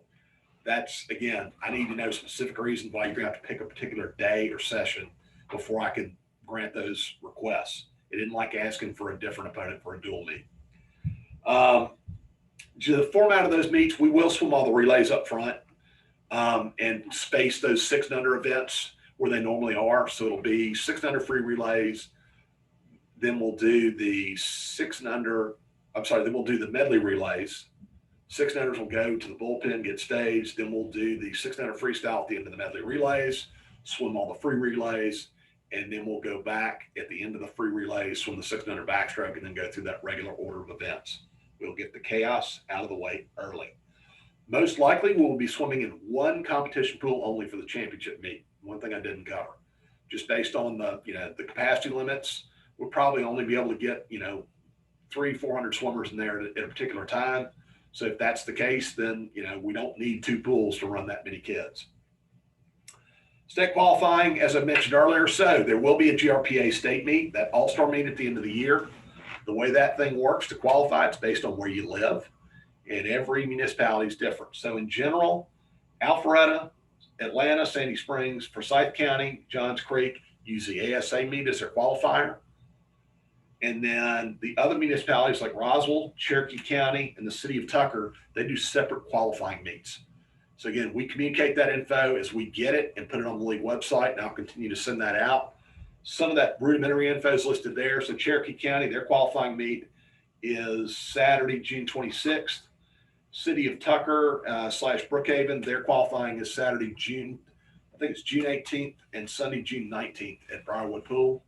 We'll communicate that as best we get it. Roswell's still working out whether or not they're going to have a team. So next page, page 5. This is the most important page in the rule book. This talks about sportsmanship. So this goes back to what I started at the very outset of the meeting talking about. Sportsmanship is such a key component to what we're doing as a league. It is the cornerstone of what we are trying to accomplish with these kids in not just swimming, any youth athletics or activities. It's such a huge portion of what these kids get out of being involved with any sport. And to me, it boils down to one really simple idea: be respectful of one another. Follow the golden rule. Treat others well, treat them the way you would hope to be treated, and expect the same in return. It's pretty simple. And that applies not just to the swimmers, it applies to the coaches, it applies to me as your league coordinator. It applies to the parents at the swim meets that are the ones that don't always understand it. To me, this is a real simple concept to get and something that we should all aspire to. If we get this, we understand this, if the kids get anything out of what they do in our program, if they at least get this part, we've done our job, or we've done a hefty portion of our job. Okay? So again, the real important thing here is everyone is held to the same standard. Be respectful of one another. Expect the best from one another.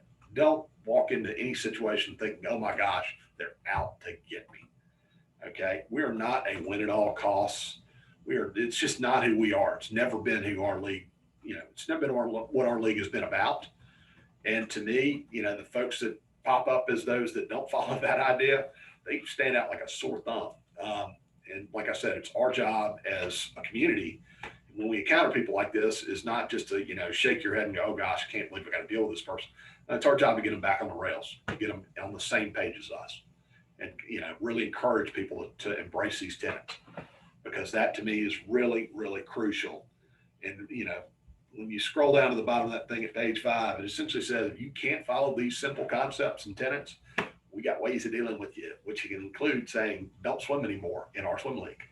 It's really never come to that. We hope it never does, but we frankly reserve the right. And, there are a couple of people that came real close, and they're usually the cornerstone of why that page reads the way that it does. But like I said, in general, just again, the golden rule goes a long way with this. Treat others as you would hope to be treated. And, if you do that, you're going to do fine. Okay. Moving on to page 6. Page 6 talks more about the stuff and the people. It's just an overview that you need to run a swim meet. So I'm going to start with the in-person stuff, and we'll get to the virtual stuff a little bit later in the meeting. But, blocks, deck furniture, which again, the deck furniture may not be something that you can use this year. Some pools may have very limited availability to it. So again, just based on what you've got, certainly need backstroke flags, you need lane ropes, okay? Some sort of PA system to communicate with people. And that could be just that simple start system with the mic and the speaker, that's great. But you got a separate one that an announcer can use that doesn't have to be taken away from the starter referee, that helps. Some sort of start signal. I think most teams have got some sort of electronic start system, but if you don't, having a whistle available, and the refs will come with their own whistle now, obviously. That's not something people want to share these days. Stopwatches. So you should have a full set of stopwatches going into the season that should cover all your lanes. So if you got a 6-lane pool, you need at least 6 stopwatches. 8-lane pool, have 8 stopwatches. Okay. Technically, each team's supposed to bring their own stopwatches to each meet. So if you're the visiting team, you're expected to bring stopwatches for your timers. But as the home team, just be ready in the event that they don't, that the person that was supposed to bring them forgot them. Oh, hey, we've got some here. Just, wipe them down, give them back when you're done, please. Clipboards, tables for scoring. You need your computer and your computer equipment and a printer. Okay. You'll also need all the office supplies and things like that to go along with it. The personnel. So this again, I'm going to start with the in-person stuff, and we'll talk a little bit more about the virtual stuff and how you might be able to trim down some of those jobs because it's only one team at one pool at a time. But in general, you need 2 deck managers, one from each team, 1 announcer provided by the home team, starter referee. The league is providing that person. We will send that person to you. They're in charge of the entire meet. So they start the races. They disqualify the kids if they cheat. They notify the kids of that, and they keep the meet moving along quickly. Okay. And the last bit, they really hammer on moving the meet along quickly. Okay. They really try and do that as best they can. But that's all a function of how well and effectively you get kids to the blocks and have them, have people lined up, distanced accordingly if need be. 2 place judges. So 1 from each team. So most meets are governed by, we let place judges determine the order of finish. Okay. The stopwatches don't have the priority for an in-person meet. The place judges do. Okay. 1 from each team because that way they only have 1 vote. So there's no advantage to be gained. So 1 from the home team, 1 from the visiting team. If they disagree, that's broken. That tie is broken by the starter referee, or that spot's a tie. And the points get split up. It's pretty straightforward, and it's in the rule book that way. 2 master recorders. So that person is responsible for, they take the paperwork when the race gets done and the order of finish has been recorded by the judge's recorder, which was provided by the home team. I'll skip that one. But the judge's recorder records the order of finish. Then they give that piece of paper to a master recorder who takes that piece of paper from lane to lane, records the times, and then takes it to the computer person. Okay.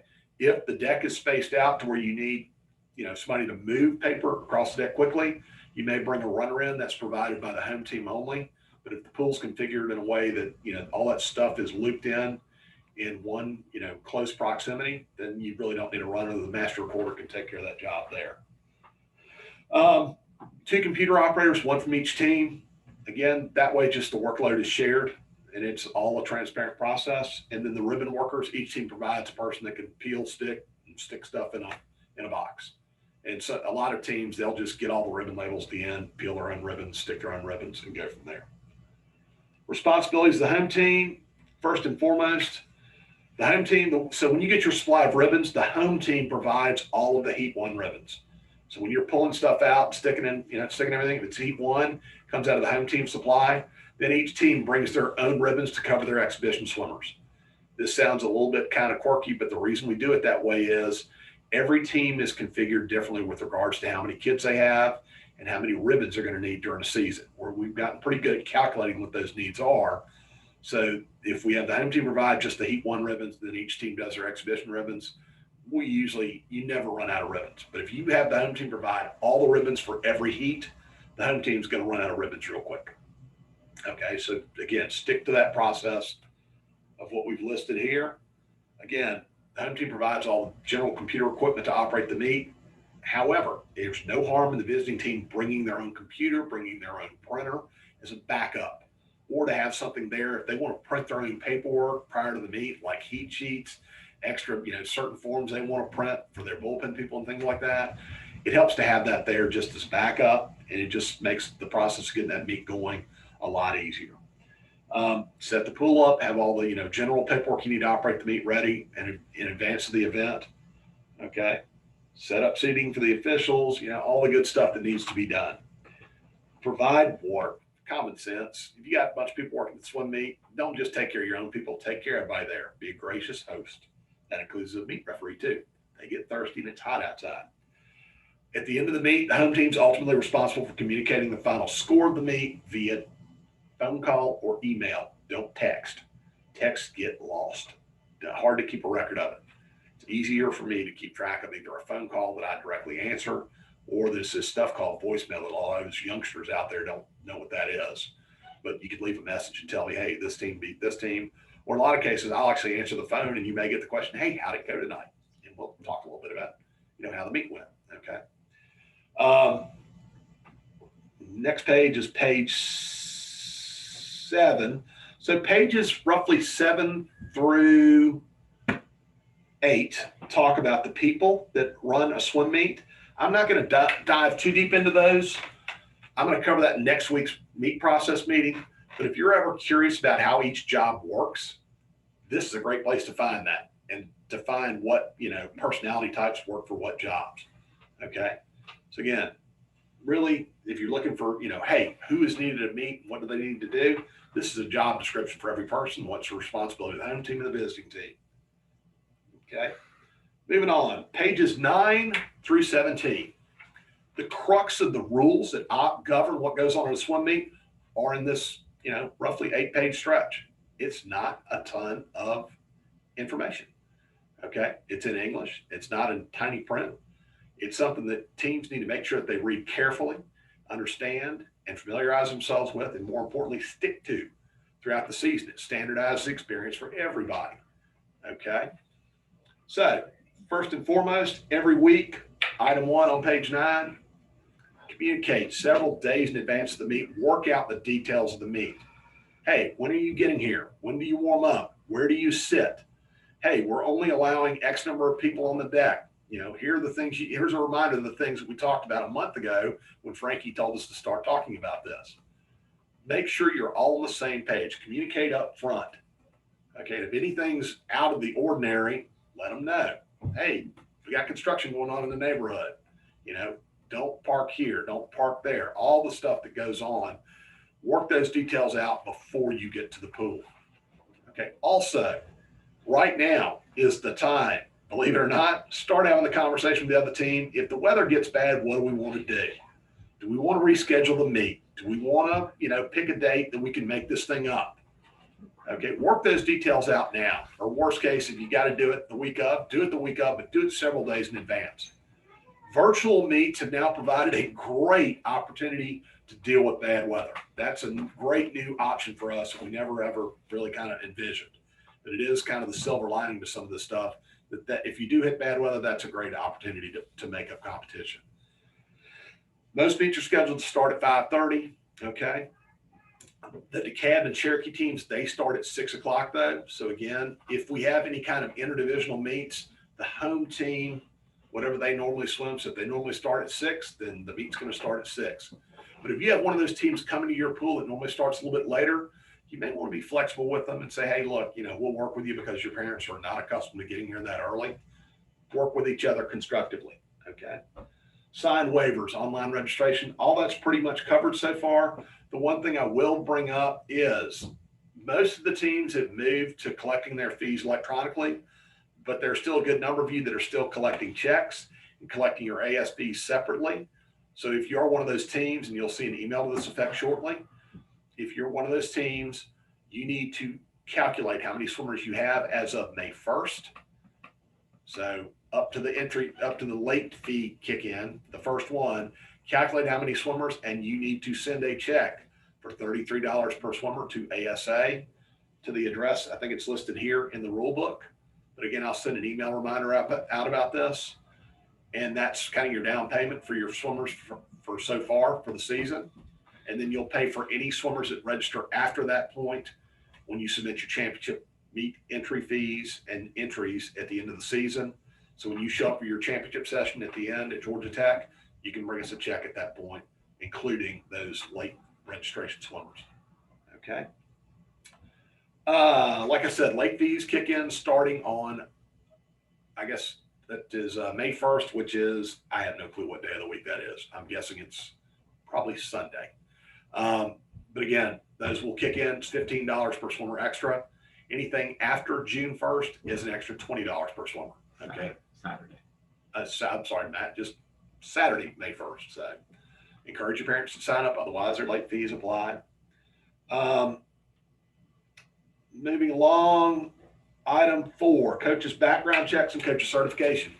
Again, this was obviously coming on board last year and we got COVIDed, but certainly this year it's a requirement. A lot of coaches have already done this, but if your coaches have not yet, they need to get their background checks and coaches' certification done before they start any team activities. Okay, especially the background check. That is a safety and liability issue that you want to make sure that you get taken care of.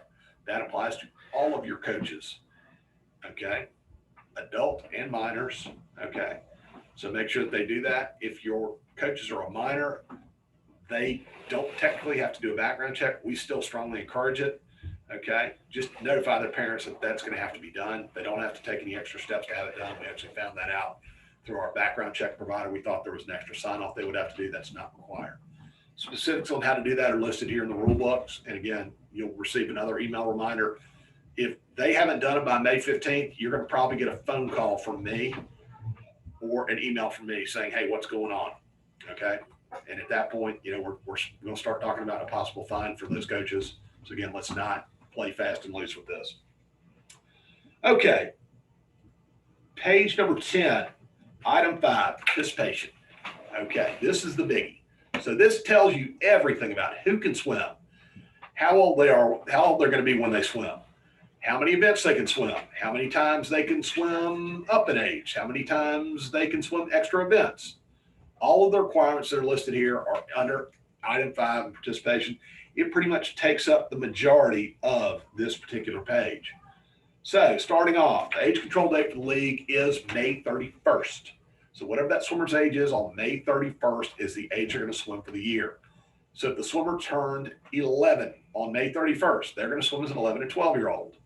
If that swimmer turned 11 on June 1st, they're going to swim as a very tall 9 and 10-year-old. Okay?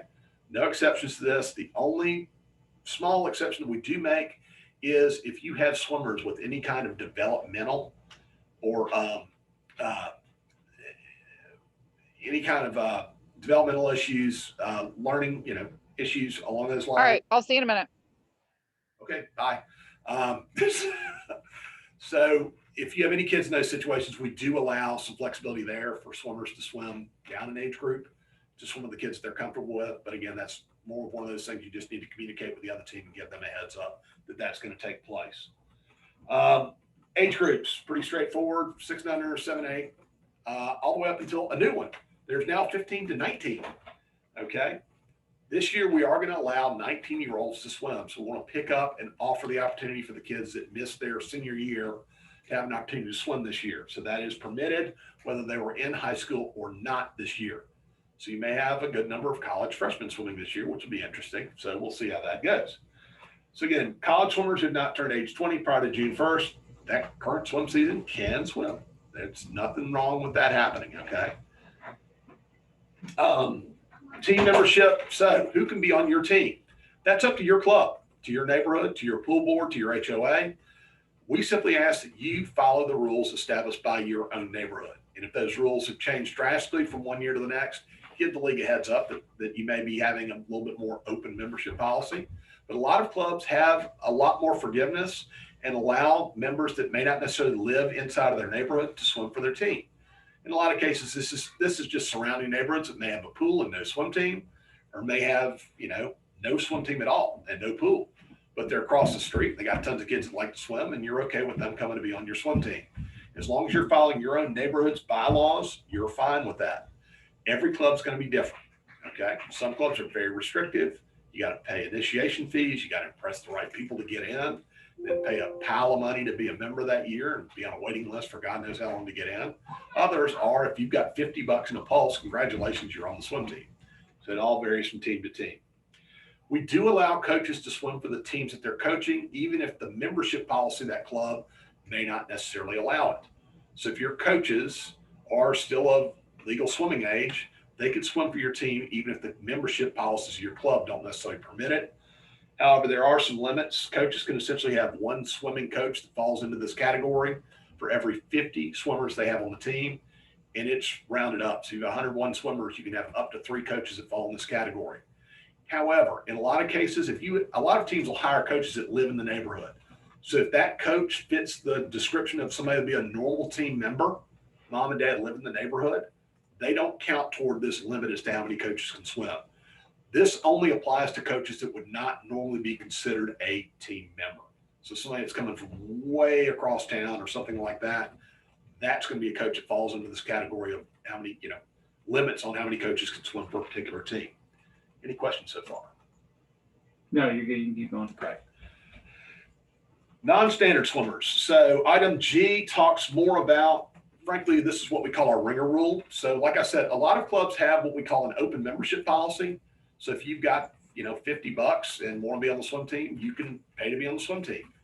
However, we do put some speed limits on that for any swimmers age 13 and older. Okay. I'm sorry, over the age of 13. So any swimmers age 14 and over for the season, if they fall under the description of what we call a non-standard member, then they've got some extra hoops to jump through. So who is a non-standard swimmer? Number one, anybody that's coming to your team from a distance of more than 5 miles from where your pool is, they would be technically considered a non-standard swimmer. Anybody that is coming to your team from another neighborhood that has an ASA swim team, they will be considered a non-standard swim team member. And again, this only applies to swimmers age 14 and older. Okay, anybody under this age group, you pretty much have anybody that's going to pay the fee and fit under your normal membership, description. Okay, but anybody age 14 or older, if they're coming from more than 5 miles away, or they're coming from a neighborhood that has an ASA swim team, they need to do the following as a non-standard member. Number one, you need to email us the name of the swimmer, what neighborhood they're coming from, if they're coming from another ASA team, and they have to pay a minimum $75 fee to be on your team. Okay, a lot of teams have reduced rates or charges for swimmers age 14 and older. So the place where this rule came from was some teams were kind of mixing two really interesting concepts together of, hey, we have an open membership policy and we don't charge anybody. We charge $10 to be on the swim team to anybody aged 14 or older. Well, teams have used that privilege and signed up half the kids from their friends' Dynamo, swim group would come over and swim for their summer league team, and teams were getting stacked with swimmers. So this provides speed bumps in there to avoid that. If you ever have a question about a swimmer, just run it by me. It's a simple phone call or email. Say, hey, we got this kid. They live here. They're this age. Are they non-standard? And if they are, all you got to do is tell me what their name is, what neighborhood they're coming from. So it's all transparent. We want to give swimmers the flexibility to swim where they want to swim, because as kids get older, a lot of things can come into play. They may apply for a job to work at that team, not get it as a coach or a lifeguard or whatever else, and say, I'm not swimming for them, but I want to keep swimming. So they want to go somewhere else and swim. They may not get along with the kids on the team. They may want to go swim with their friends. We'll again provide them the opportunity to do that. And we want that process to be transparent and not subject to abuse. So if we saw a team come up with, half the senior team from Swim Atlanta, we'd probably be having a conversation with that team before we let them do it. Any questions so far? You're going to keep going. Great. So if you violate the league membership policies, it's expensive. It's $100 per swimmer per meet. Only had one situation where this came into play in the years it's been there, and this rule's been on the books for more than 10 years. Don't be the team that gets caught. Okay, it's just silly. It just means you're really trying. You're one of those teams that's really pushing the envelope on what anybody would find to be acceptable. Don't be like some football coach that's recruiting in the SEC. I won't name schools. Dual meet entry limit. So items I and J talk a lot more about how many events kids can swim, when they can swim up, and things like that. So each club can enter 3 swimmers for points in each individual event where lanes are available. If you're in a 5-lane pool, you get 2 entries for points. That's in heat 1. That's the scoring heat. And this is for in-person competition. Virtual competition is a whole different kettle of fish, and I'll talk about that a little bit later. Okay. If you're in a 4-lane pool, it's 2 and 2. If you're in an 8-lane pool, it's still technically 3 for points plus an exhibition swimmer. But if the 2 teams agree, you can make everybody in heat 1 eligible to score points. So it can be 4 and 4. But again, that's a detail that has to be worked out with the teams in advance of when they're going to exchange lineups. Okay. Dual meet entry limit. Each swimmer may enter 2 individual events, 2 individual scoring events, and 2 relay events. That's 1 medley and 1 free, with the following limitations. So on the medley and free relay, that means that a kid can't swim in the 11 and 12 medley relay and then also swim on the 15-18 medley relay. Okay, it's 1 medley relay, 1 free relay. And I'll talk about swimming up in just a minute.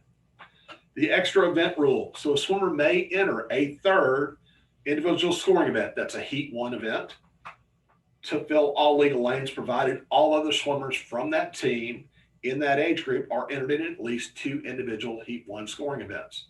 So the way that rule works is, if you're real thin in an age group, say the 11 and 12 boys, you only have 3 or 4 boys. As soon as everybody is in 2 heat 1 individual scoring events, then somebody in that age group can be entered in a 3rd heat 1 scoring event. And then once everybody's in 3 heat 1 scoring events, that's individual scoring events, not just, relays and individuals. It's, at least 2 before they can be in the 3rd. Once they're in 3, then somebody would be eligible to swim in a 4th heat 1 individual scoring event. Okay. Any questions on that one so far? That's the one that tends to trip coaches up. And we'll, again, we keep hammering that one home in the coaches meetings. But again, make sure you fully understand this. This is a rule that really helps teams in thin age groups or a smaller team compete against a bigger team. I've seen teams with 60 kids just beat the snot out of a team with 100 kids because the 60 kids they had were really good swimmers. They spread out really well. They might have swum a lot of extra events, might have been really tired when that meet was over, but they scored enough points to win the swim meet. Okay. So again, make sure you understand this rule. It works to your benefit as a coach. Okay. Exhibition swims don't count as a heat 1 individual scoring event. So a person can't just be entered in 3 exhibition events and then somebody can swim a 4th individual scoring event. It's got to be at least 2 heat 1 individual scoring events before somebody can be in a 3rd heat 1 individual scoring event. Then everybody's got to be in 3 heat 1 individual scoring events before somebody can be in a 4th. It has to be balanced going up the ladder. The exception to this, or the flip side of this, is not everybody has to be in 1 heat 1 scoring event before somebody can be in a 2nd. And in some cases, you may have kids that are just swimming exhibition events, and the other kids in that age group are swimming up to 2 heat 1 individual scoring events. That's legal. That's allowed. But once we get past 2 heat 1 individual scoring events, that's when everybody's got to be in 2 before somebody can be in the 3rd. So in that really heavy age group, 9 and 10 girls, we got like 30 of them, and that happens. You'll have situations where some kids are just swimming exhibition events as their individual events, and some kids are swimming up to 2 heat 1 individual scoring events. So your better kids may get the 2 heat 1 events, where your less experienced kids may not get any individual heat 1 scoring events, but they still get to swim. They still get the same ribbon as a kid in the scoring heat gets. They just don't get an opportunity to score points. There's a formula listed below. I won't, beat you over the head with that, but if you want to calculate what events, what age groups you can do that in, it helps you figure it out. So essentially you figure out how many scoring lanes are available, how many kids you have in the age group, divide one by the other, and it gives you how many events a kid could swim legally and how many kids could swim an extra event. And that particular thing, that's the remainder. Okay. Exhibition event entry limit. So coaches may enter swimmers in exhibition events with the following limitations. A swimmer may not be entered in more than 1 exhibition event unless they're only swimming exhibition events. Okay, and the maximum number of exhibition events that a swimmer can be entered in is 2 exhibition events. You can't turn the swim meet into one massive time trial because you want to get a time on a kid in the butterfly and the backstroke and the breaststroke. Those meets will take forever if you do that. So stick to what these rules are. They're designed to keep things fair, but also they're designed to keep these swim meets at a measurable and reasonable length. Most meets should get done in 3 to 3.5 hours if they swim straight through. Obviously, with COVID, we might have, things might not run quite as quickly. But normally, most meets should run in 3.5 hours. That's even with 2 really big teams, okay? But that does not happen if you start playing fast and loose with these participation rules. Exhibition event entry limit. Also, there are limits in particular events as to how many exhibition heats you can have. So you're limited to 1 exhibition heat of long free, the IM, or any of the relays. And just because you can have an exhibition heat doesn't mean that you should. You should only do this. So for the relays, if you're in a 4 or 5 lane pool, you may have to do that, especially in the really heavy age groups. You may have to get an exhibition heat in there for relays. But otherwise, if you don't have to do it, try to avoid it. Every exhibition heat you do in these events, so like the IM, that's like swimming 5 heats of freestyle from a time standpoint, okay? Same thing applies to long free. It's like swimming 2 to 3 heats of a regular heat of a 25 of any of the other strokes. Relays, same thing. You're taking 3-4 minutes. So that adds up over time. If you're doing it in multiple age groups, it can add up to 20-30 minutes like that, okay? Swimming up. So when can kids swim up? So for individual events, the way the swim up rule works is real simple. Kids have to swim in 1 age group for their individual events for that entire meet. So if you're going to take, say you have no 13, 14 boys, and you got a ton of 11 and 12-year-old boys, you can take one of the 11 and 12-year-old boys and swim them in the 13, 14 age group. But they have to swim all of their individual events in 1 age group for the meet. So they can't swim the 11 and 12 backstroke and then swim the 13, 14 freestyle and then go back and do the 11 and 12 IM. If they're going to swim up, they're going to swim their individual events in 1 age group and 1 age group only, okay? You can't bounce back and forth with regards to the individual events. Okay, that also means that participation rule we talked about everybody being in 2 heat 1 events before somebody can be in a third, that swimmer that's swimming up is now essentially a 13, 14-year-old boy. So they don't count in the 11 and 12-year-olds for everybody being in 2 before somebody could be in a third. But they are now a 13, 14-year-old boy. And if you only move 1 or 2 of them up, they theoretically could swim every individual event as long as their partner up there, if you got 2 kids, is swimming, 2 before somebody who's entering a third, 3 before somebody's entering a fourth, 4 before somebody's entering a fifth, and so on. Okay. Questions so far? Can you just talk a little bit more about the rationale behind the swim up rule? Right. So the swim up rule is designed for a couple of reasons. First and foremost, a lot of teams run into situations where they just don't have a ton of older kids. So they need to, frankly, fill spots and, take advantage of scoring opportunities. And some of it's strategic, okay? Teams don't want to just give away points because they don't have kids in that age group. And if you have a kid that's, if you have an age group that's really heavy, you got a ton of kids, this is a chance for those kids to get into scoring events and help the team, okay? But it also gets into, there's a comfort level in there.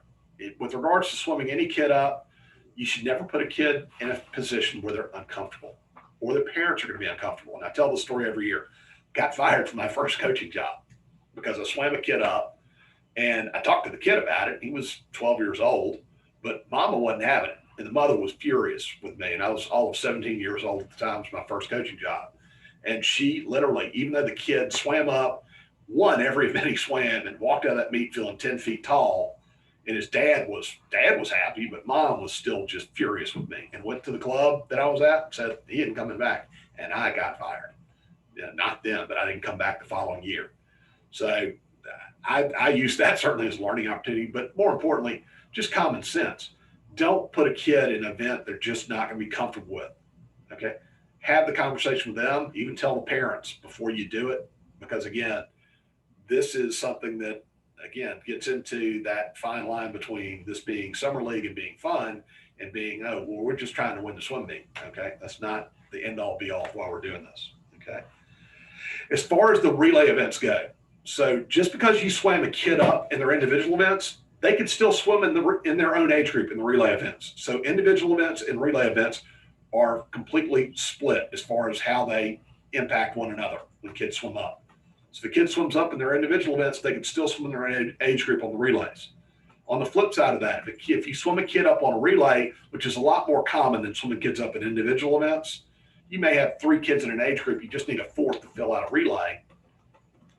You can swim a kid up in a relay event, and they can still swim their individual events in their own age group. And as far as swimming a kid up on one relay and swimming them in their own age group in another relay, that's allowed. The only thing you can't do is you can't swim a kid on 2 medley relays or 2 free relays. That's the only thing. Okay. Any other questions about swimming up? Great. All right. So team roster, that's pretty straightforward. Just maintain that throughout the season. You will submit us an electronic copy of your, team manager or Swimtopia or whatever roster at the end of the year. So we can just, again, quickly audit registration numbers, make sure we're straight on that. And again, you need to, every week as part of your lineup exchange, you're going to send that team roster to the other team. And it gets more into a high-tech requirement than anything else. But like I said, it's an important part of the lineup exchange, that export of the roster, that it's accurate and has everybody on the team. Because sometimes you're going to have situations where you might have somebody you didn't enter in the meet, but you have to pull them in as a substitution after the fact. This will allow you to do that a lot cleanly, electronically, and not have duplicate records of swimmers. And I'll cover that a little bit more in detail in the high-tech training, but it's just a reminder. Substitutions. So when you do your lineup exchange each week, you're going to exchange lineups with the other team the day before the meet. And once those lineups are exchanged, the individual event entries, they're locked. You can't change who's in what event. You can't take a kid out of the backstroke and put them into the breaststroke because you looked at the other team's entries and said, oh my gosh, they're really good swimmers in the same events that my good swimmer's in, and they're good swimmers better than my good swimmer. You can't do that. Once they're exchanged, they're locked into place. However, you can make what we call legal substitutions. And what those are situations where a swimmer that you've entered in the meet is unable to be at the meet. They're sick, they're hurt, got arrested the night before, who knows? Take your pick. There are 1,000 different reasons why a kid couldn't be at the meet after they've been entered. But that does happen, obviously. But, they didn't tell you, oh, by the way, we're moving, we're gone, we're never coming back. But, hey, they signed up that week and said they're going to be at the meet. There are situations that happen like that. So in those situations, you can make what we call legal substitutions. Those can take place up to 30 minutes before the meet starts. And again, this is for in-person competition. This doesn't cover virtual meets. But it can take place up to 30 minutes before the meet starts. Okay. But just because it can take place up to that point, it doesn't mean all those substitutions should take place at that point. Again, we cover this in high-tech training. But really what teams should do is throughout the day, have a dialogue either on the phone or via email. Say, right after practice gets done, hey, we found out these 10 kids are out. We're going to put these 10 kids in. So what you can do is you can take a kid and take them out of an exhibition heat, move them up into the scoring heat. You could take a kid that's not already in the maximum number of individual events, put them in another event. Okay. The only thing that you can't do is you can't take a kid out of one scoring heat. So you can't take a kid out of their scoring swim and the butterfly and then move them over to the freestyle and completely reconfigure your lineup as a function of that. That's the only limitation on those substitutions. You could even take a kid that you didn't even enter in the meet, and they're the flip side of the conversation. They swore, I'm not going to be there, yet they showed up at practice that day. And it's like, why am I not in the lineup? Well, here's the sign-out sheet right here. You said you weren't going to be here. Okay. You could take them and put them in those open spots. Substitutions are to fill in for open spots that have been created by swimmers that cannot be at the meet. Again, the deadline for those to be input is up to 30 minutes before the meet starts. The one small exception to that is if you have a situation where a kid gets sick or hurt in the middle of a swim meet, extend the courtesy to the other team to let them fix that and put somebody in there. That's something that's out of their control. And if you sit there and want to play hardball and say, well, the rule book says it's 30 minutes, guarantee 10 minutes later, you got one of your kids will be in the bathroom throwing up. You'll be in the same situation they're in. Work with each other on that. Okay. Lane assignments, the home team swims in the even lanes, the visiting team swims in the odd lanes. Pretty straightforward. Exhibition heats, they're any heat after heat one. They are non-scoring. And in the in-person meets, those kids don't get disqualified. Okay. All right. Quick thing that gets brought up: is there a limit on the number of exhibition heats that can be swum? No, except for, like I said, the long free, the IM, and the relays. You can only swim one exhibition heat. But there may be situations where you got a ton of kids in both groups. You might go to heat 10, and it happens. But there's no limit because we want the kids to have an opportunity to swim. So again, no limits there unless both teams agree to some silly reason to do that, but I wouldn't do it. The swap deadline, again, teams are supposed to exchange stuff by 3 p.m. the day before the meet. They can agree to a different time. If they're both on board with it, that's fine. We still advise it happens by 6 o'clock the night before the meet. But if you are trying to exchange lineups with another team and they just completely they ghost you, disappear, don't return any emails, don't send anything, there is an applicable fine that can be applied if they're frankly unprofessional about this. We try not to have this happen, but it's in there as a motivation to stick to the schedule. Starter referee, talked about that person. Like I said, the main thing there is remind your parents, remind your kids, the starter referee, they're in charge. They don't need advice. They don't need help. They don't need extra people to talk to them during the swim meet. And any conversation with the officials needs to be done professionally, needs to be done in a civil fashion. The rest of society seems to be going to hell in a handcart. We're not going to do that in the swim league. We're going to be nice to each other. We're going to be polite. We may not agree with each other, but if we disagree, we're going to do it in a professional, good example for everybody else. We're not going to sit there and go, flying off the handle, flailing our arms, red in the face, and just make a complete fool of ourselves because we disagree with a call that was made or not made. We don't work like that. It just doesn't happen. We have zero tolerance for that. And if we get feedback that your coaches or any of your parents are off the reservation on this, there will be consequences, pretty severe and quick. Okay. I have the back of my officials every time. They're going to do the best job they can. They'll get it right 99% of the time. The 1% they don't, I'm telling you, not a single one of them has any particular reason to try and sway the outcome of a summer league swim meet. If you think that's happening, seek professional help right now. Okay, they couldn't tell you the score of the meet. They're going to be out there and do their job as effectively as they can. They're not going to be out there with a microscope either, trying to DQ every last thing that moves. They're going to catch the big picture stuff, the stuff where kids get a competitive advantage. And if they miss a call, again, it's an honest mistake. It's not something they're doing on purpose. Okay. But if you want clarification on a call or you have any questions, it is your right as a coach, and I prefer the head coach only, or as the primary team coordinator to ask for clarification. Hey, what lane was it? What was the call? Was this the lane? Do you have it circled on your heat sheet? Things like that are reasonable questions to ask. But when you start questioning, well, that's not what I saw. Your judgment's wrong. That's questioning their integrity and their judgment. We don't do that. Okay. Be polite, be professional. If you can't be, get somebody else to go up there and deal with it. But also, if you have that crazy parent out there that's going to sit up there and ride that person up and down the deck, get them away. Okay. Get them away from the ref. We just don't have a lot of patience for that. Okay. All meets are judge finals. So we use place judges to determine the order of finish. Okay. We do not look at the times. We keep the times or record those, but the place judges have the final say in who's first, second, third, and so forth. If the place judges disagree, they will then consult the starter referee. If the referee saw the order finished, they can break the tie. If they can't break the tie, that spot is a tie. It's an equal vote. One home team gets a vote, visiting team gets a vote. It's pretty simple and straightforward. Don't deviate from that plan. Don't have the judges recorded that sits there with the place judges go, oh, well, I think this is what it was. They need to stay out of the conversation. One vote from each team keeps it simple. And just a reminder on the place judges, have somebody that has got good eyesight, has watched swimming before, and frankly is going to be somebody that's not swayed, but also is not going to sit there and try and sway somebody else. Nothing against attorneys, but don't put an attorney in that job. They tend to be a little bit opinionated sometimes. Okay.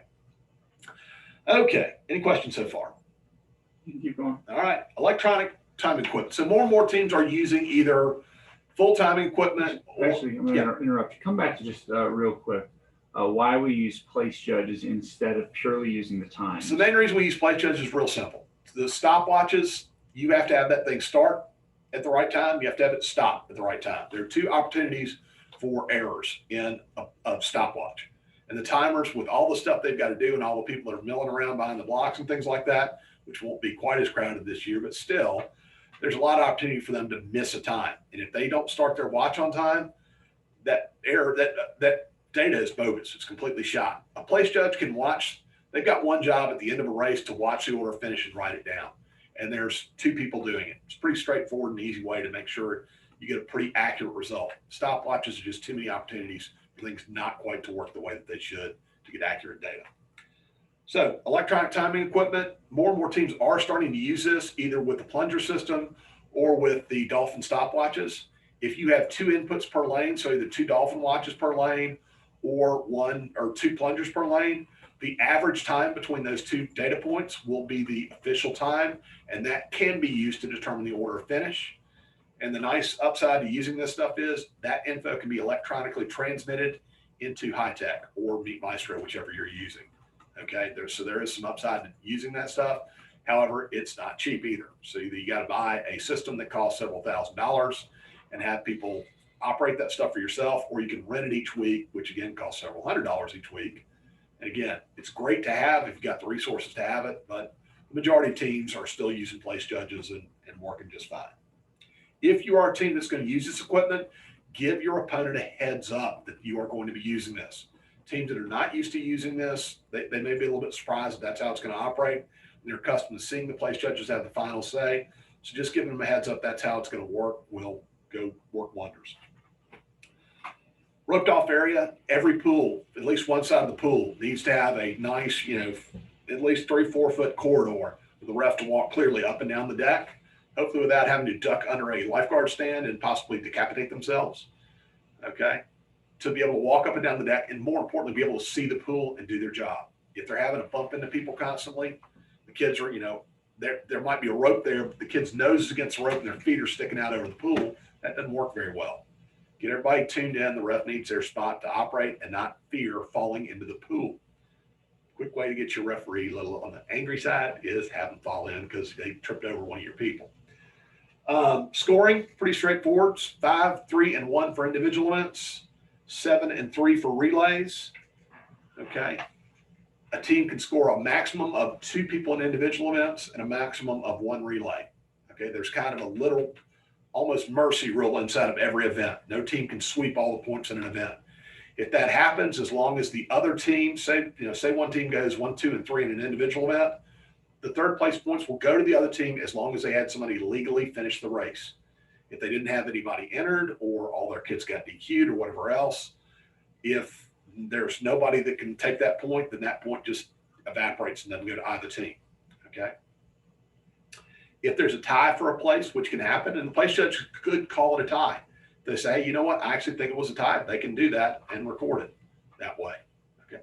If there's a tie, you combine the points for the 2 places and they get split between the 2 teams. High-Tech deals with that stuff just great. So I talked about the sweep rule. Championship meet scoring is pretty straightforward. Still going to score down to 24th place for each championship session. Attire. We ask that the children do wear a swimsuit at the swim meet. That's about it. The only limitations we have in place are, and these aren't really a thing anymore, but there's no more full body suits where the kids, neck to ankles in a suit. However, these tech suits that they have, there are new limitations put in place by U.S. Swimming that we're going to adhere to. No swimmer under age 12 can wear one of these tech suits, so that's not allowed.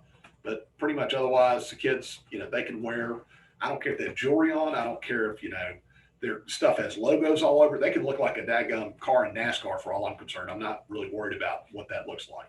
If they're wearing a club suit, that's not against our rules. Some leagues have provisions against that. We really don't care. We'd encourage them to wear their team stuff. We think it's better for, team building and everything else. But every once in a while, kids are big Georgia Tech fans. They want to wear that Georgia Tech cap. Okay. I don't like the other G. That's just a personal thing, but that's just me.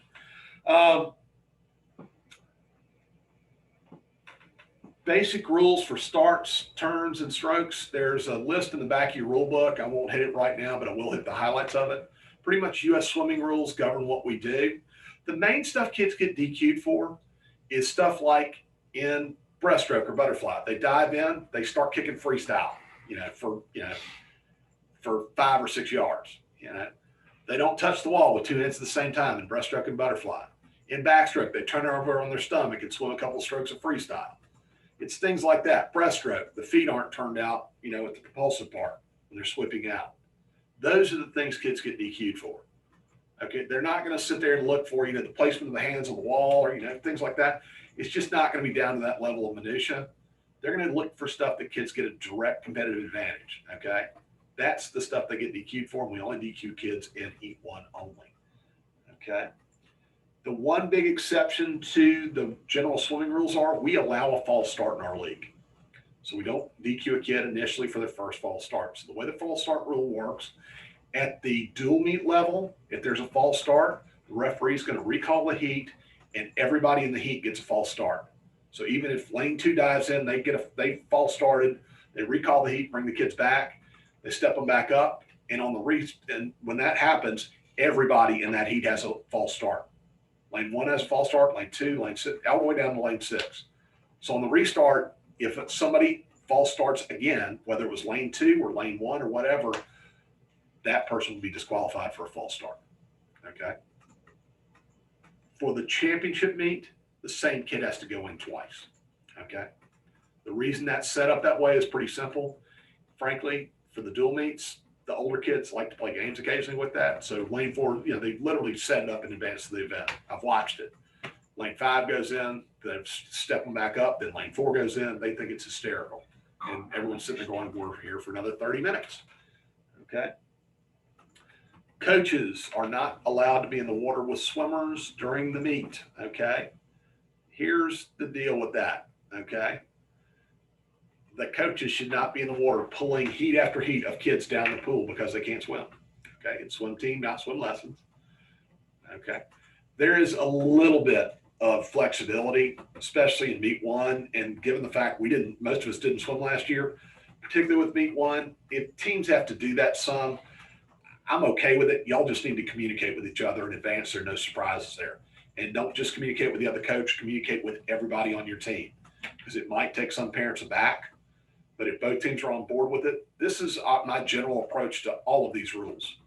I'd like you to follow them the way they're written. However, there are certain situations where you both might agree, you know what, maybe we need to steer around this a little bit. So for example, you know, some teams may go, you know, for the first meet or two, maybe we don't swim the 8 and under IM because none of these kids have ever seen an IM. The last time they swam, they only had 2 events on their plate available to them, the freestyle and the backstroke, because there were 6. So if that happens, like I said, you got some flexibility to work with the other team as long as you both agree to something and it's not going to endanger anybody or give a team an unfair advantage. I'm fine with it. Just communicate with each other and work with each other. If you can't agree to it, well, the rule book's real simple. Stick to it. Okay. So this part with coaches not being in the water, this is a place where there's a little bit of flexibility there. But by meet 2, meet 3, you frankly need to be out of the water. The other obvious exception to this is if a swimmer is in distress and drowning, go get them. Don't wait. Okay. Don't let this rule prevent you from doing what's common sense and safe. All right. Starting blocks, pretty simple. Double check your pool depth before you guys start with any kind of use of the blocks or any diving into the pool at a particular side. So every pool, take a tape measure, measure each lane at a distance, just check it at multiple distances between the wall and the backstroke flags. Okay, and actually it's a yard away from the wall because no swimmer is going to go directly right in by the wall. But about 1 yard out to the backstroke flags, drop that tape measure in and see the deepest point. And the shallowest reading in that particular lane is that lane's starting depth. And it applies to all lanes. So if lane 3 comes up as being under 4 feet, it's 3 feet 11 inches. That entire side of the pool gets treated as being 3 feet 11 inches, or you just don't use that lane if you want to use blocks or allow swimmers to dive into the pool. Okay. Double check your pool depth every single year. Don't trust what's written on the wall. Don't trust what you had last year, especially if you've had any work done to your pool. Because when they resurface pools, in some cases, they take some depth out when they lay in another layer of gunite or something else. So double check it. It's a safety thing. The pool must be at least 4 feet deep for anybody to dive into the pool. And that would allow there to be a block there. Okay. Before the team starts any kind of team activities using the blocks or diving in, every team needs to do a racing start certification for each of their swimmers age 12 and under. You need to go in and check your kids. So find the deepest part of your pool, have them start by, again, have them try and dive in, assess whether or not they can safely do any kind of legal start. And then maybe put a block in there and check where they're at that point. If it looks like that kid is going like a rock down to the bottom of the pool, you probably need to do some work with them to fully check what they're capable with. So you would start them from a seated position in training, seated, kneeling, standing, then put them on a block, okay? And just because there's a block in the lane doesn't mean that a swimmer has to use it. Swimmers can start from any location that they want as long as the water's deep enough. They can't say, oh, hey, I know that water's 3 feet deep, but I do a great shallow dive. Doesn't work, okay? The pool has to be at least 4 feet deep for you to dive in. Okay, if it's not, then the swimmers have to start in the water from that side of the pool. So more than half the teams in the league, one side of the pool is not deep enough to dive into. So for relays, for the 100-yard relays, you got to start in the water. That's just part and parcel of how it works. Okay, there are great links here for U.S. Swimming's safe start protocols and things like that. Make sure you're following those, and make sure you assess all of your kids before you start the season. Okay. In general, any kind of work with regards to starts, if possible, do it in at least 6 feet of water. Okay, that's the general guideline for U.S. Swimming. If you don't have 6 feet of water, at least find the deepest part of that pool. And again, don't just start going, hey, go get on the block. At least start from the side as again, a starting point to see if it's safe. If you have any doubts, again, tell the kid, hey, look, not this week. This is something we need to work toward. This is a goal for you. Let's work toward this, but we got to keep these kids safe. Cancellation, postponement of meets. Inevitably, bad weather is going to be part of the summer. Guess what? That part hadn't gone away. Coven did not change that. Every once in a while, you're going to hit bad weather. In general, just some common sense guidelines with this. The rule book lays out a pretty good game plan here.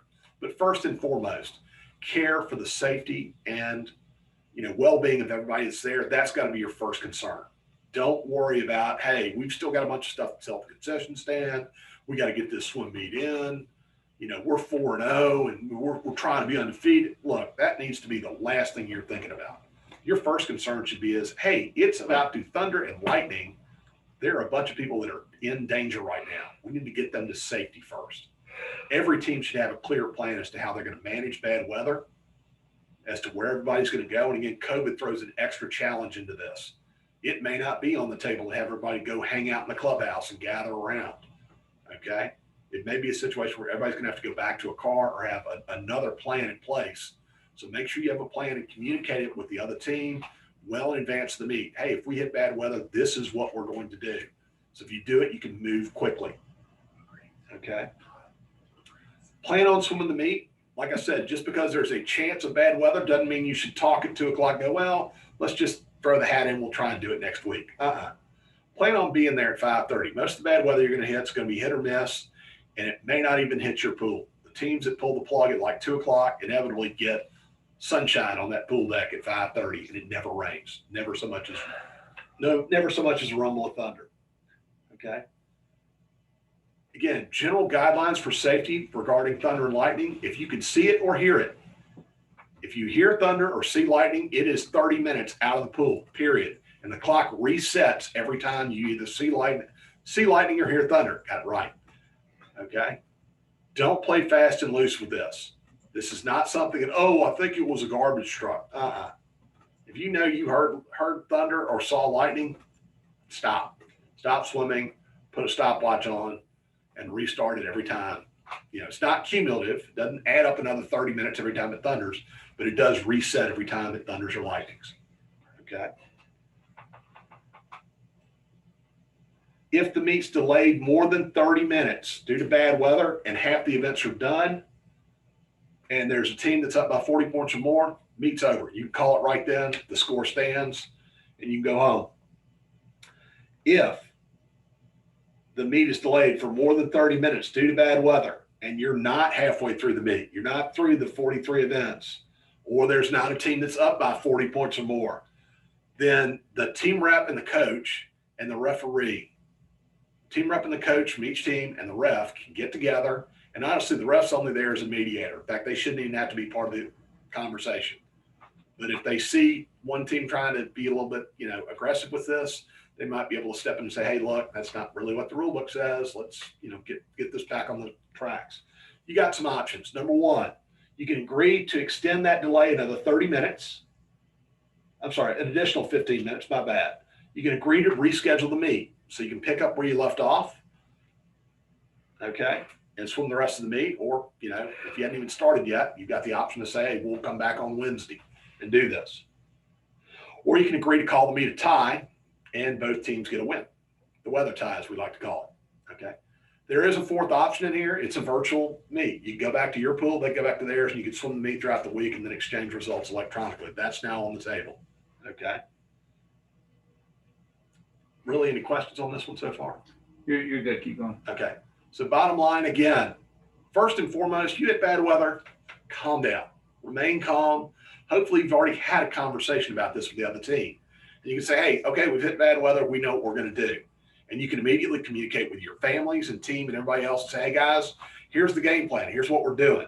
It doesn't have to be a mystery.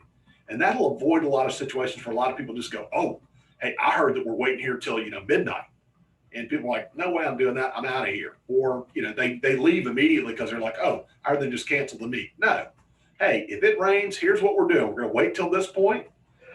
If it doesn't happen then we're going to, call it and move on. Or we're going to come back on Wednesday. So we planned accordingly. The farther in advance you plan this, the easier this stuff works out. If you have to reschedule the meet, let me know as soon as possible. Your first thing you should do is grab your ref, see if they can come back on the date you're going to go. Rule of thumb, if you're a Tuesday night team, try not to reschedule for a Thursday because there are 40 or 50 other swim meets going on that night that require referees, including your coach who may be a referee on a Thursday night that was supposed to work a meet, and that's going to take a referee away from another meet. Try for Wednesday. Try for Saturday morning's a good one. That's a great one. Never rains on Saturday morning, by the way. Restoring of close meets. So again, this is more of a common sense thing, but if you do hit bad weather, if you have a meet that's, really close, it's going to be a 10, 20-point meet. We suggest that you audit the results before you announce them. So if you notice after event 60, it's a 10-point meet, grab the score sheets, have somebody start to go back through, make sure all the times are correct in high tech, check them against the results. So when you do announce the score, it's correct. Teams can agree to waive that requirement, but it's up to them. Protests, penalties, infractions for cheating, don't cheat. That's the first and foremost thing down at the very bottom of that page. Item I, don't cheat. If you cheat at Summer League, you're a bad person. You're going somewhere warm when you die, and I don't mean Costa Rica. Item A, interference with the smooth operation of a meet. Pretty much that's what we call the unruly parent rule.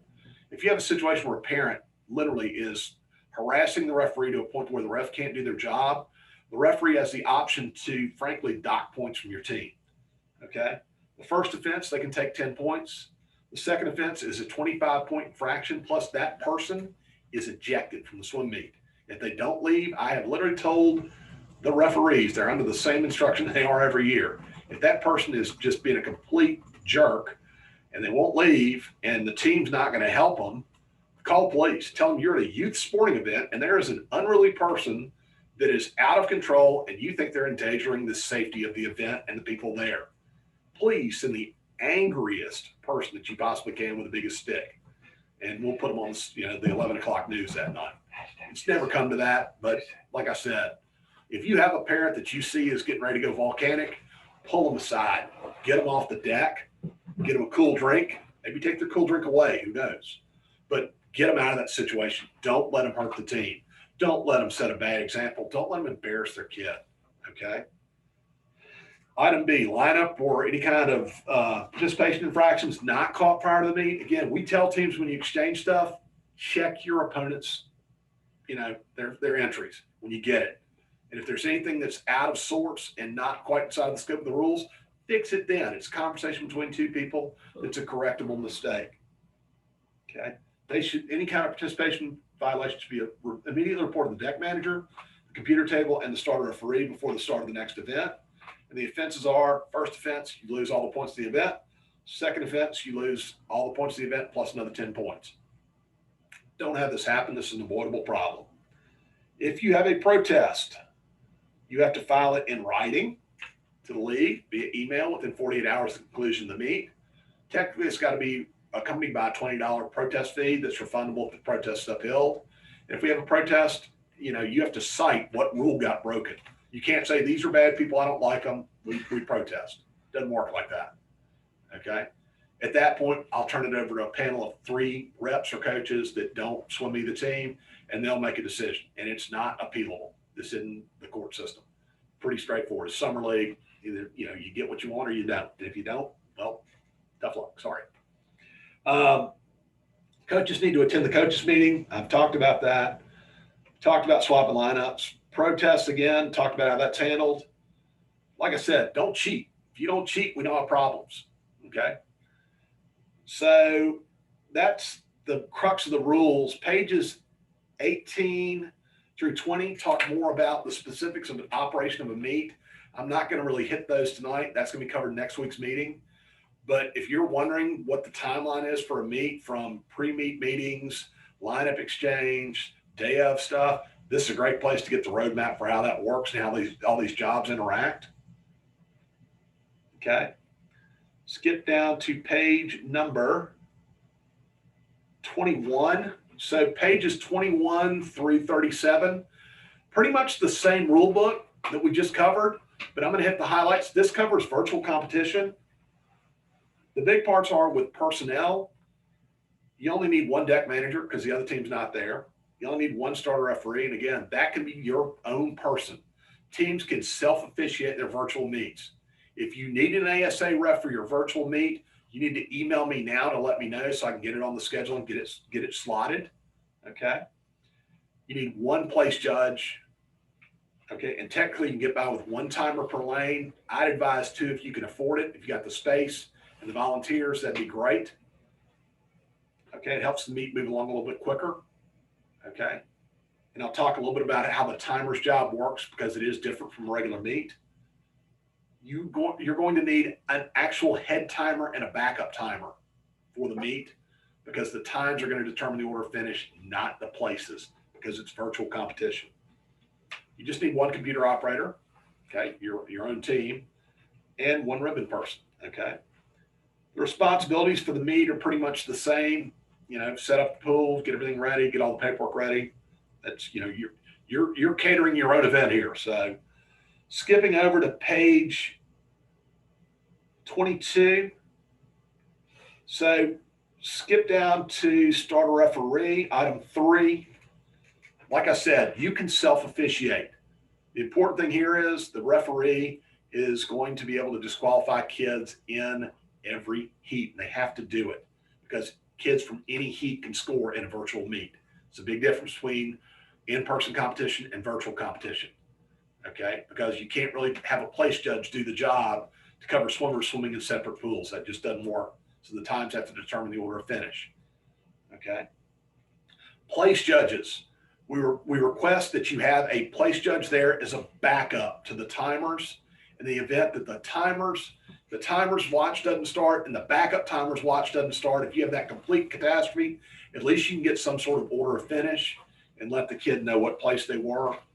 If that happens, that swimmer technically is going to be declared as an exhibition swim because you don't have an accurate time, so it can't be factored into the final results. But that's why you have a backup timer there in the event that one of the watches fails. There's a process for working through that. Okay. The lane timers, again, I would suggest having 2 per lane. You still, just because you have 2 timers there, you only need 1 watch per lane. Be 1 person working the stopwatch, 1 person writing the times down. It just lets them focus on their job completely and not have to multitask as things go along. It also helps the meet move a lot quicker, okay? The head backup timer. So that's a person standing in the lane with a couple of watches around their neck. And when the race starts, they start 2 stopwatches.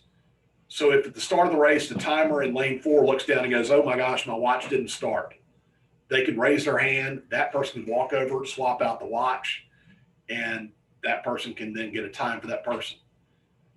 The head timer also will stop their watch at the time that the first place swimmer finishes the race.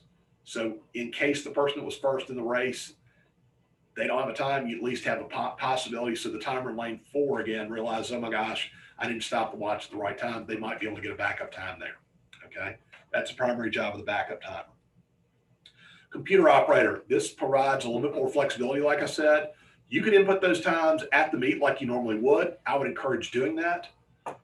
But if you can't get your high-tech person there, they could take the lane timer sheets when the meet's over, and at their own leisure with the, with the television on and a glass of wine, they could sit there and input the times if they wanted to.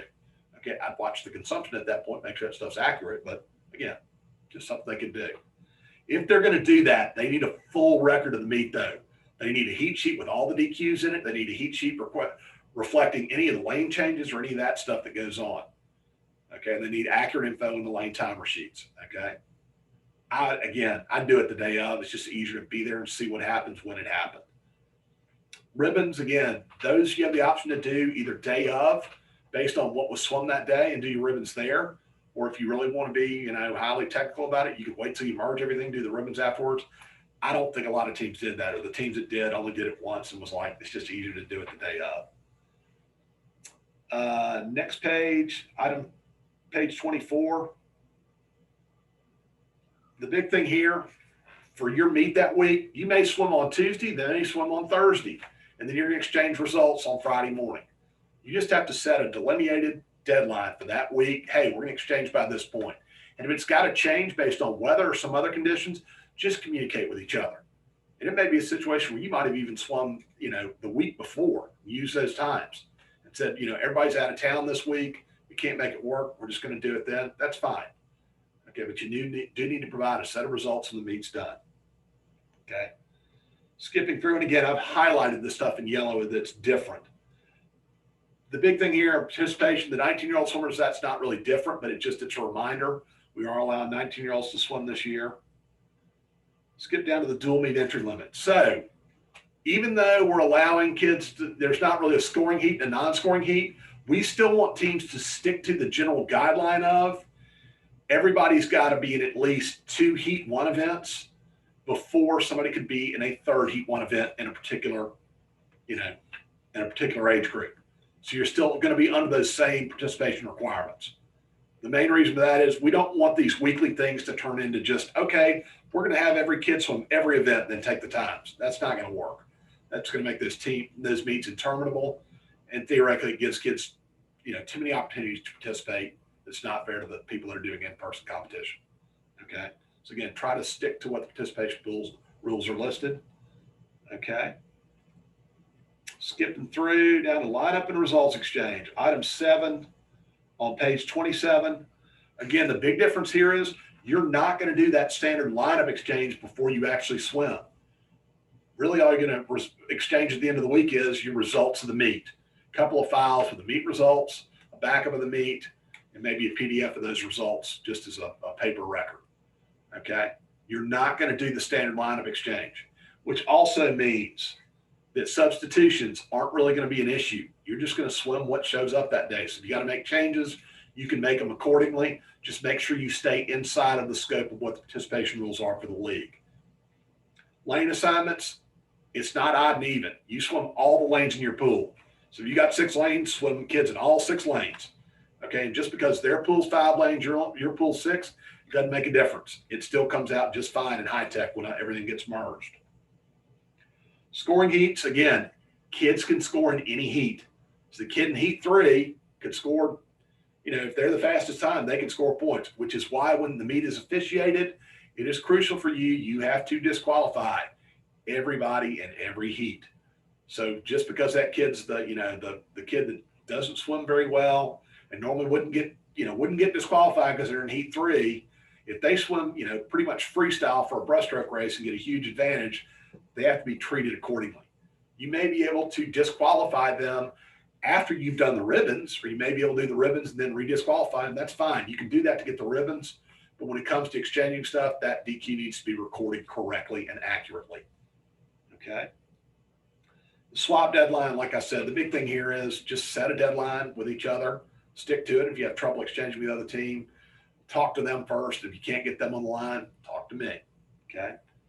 Start a referee, like I said, you can self-officiate. I would suggest doing it. I think it's a lot more affordable option for most teams. It'll save you, several $100s. And like I said, provide you a lot more flexibility.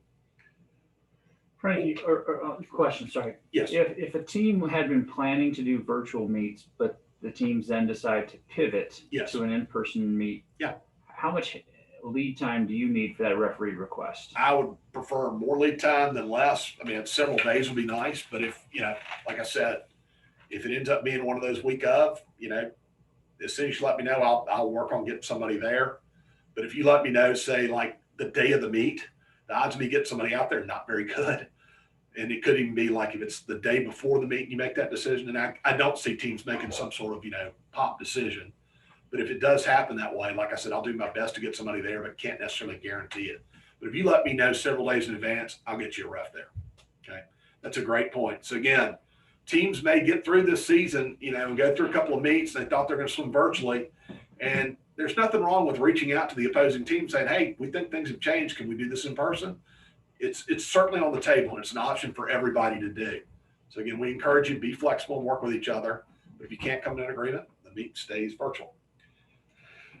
Relay results and time. So with the virtual meets, I don't think this will be as big an issue this year as it was last year, but in some cases, it may be one of those things where we may need to, if you got swimming, if you're swimming split sessions, you may need to go ahead and use aggregate times for relays. So you may be able to take individual times and add those up for relay time. So the backstroke time, breaststroke time, butterfly time, freestyle time.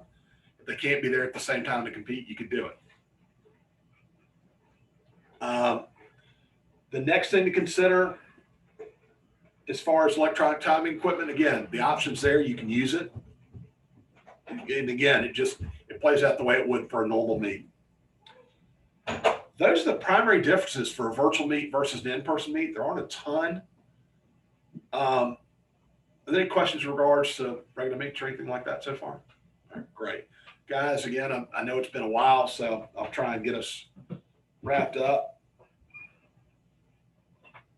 If you skip down to page 33, that again goes into the more specific details of how that meet's going to operate, virtual versus in person. So again, make sure that you double check that and make sure you know the processes, procedures, and I'll cover those in greater detail next week. The specifics of the high-tech part are listed in steps 3 and step 4 on pages 34 and 35, and it literally covers some stuff that's in there that highlights the things you got to do in high-tech to get this stuff done. It's pretty straightforward. And then beyond that, like I said, the general ideas are pretty much the same. The kids line up, they dive in, they swim, and you get a time, and you combine results, and you come up with scores and do ribbons. It's not that complicated. Last but not least, if we skip back to page 42, that's where the appendix is. Pages 43 and 44 spell out the details about the championship meet. Just another couple of quick highlights. Just a reminder for the championship meet, kids have to participate in one ASA meet this year to be eligible to swim in the championship meet. That can be a virtual meet. Doesn't have to be in person. Okay. Virtual competition is just fine. Okay. Entry fees, like I said, we're working on those as we speak. The format deadline, again, you got to give us your high-tech entries or, Swim W or whatever, Team Unify, whatever you're using to do your entries.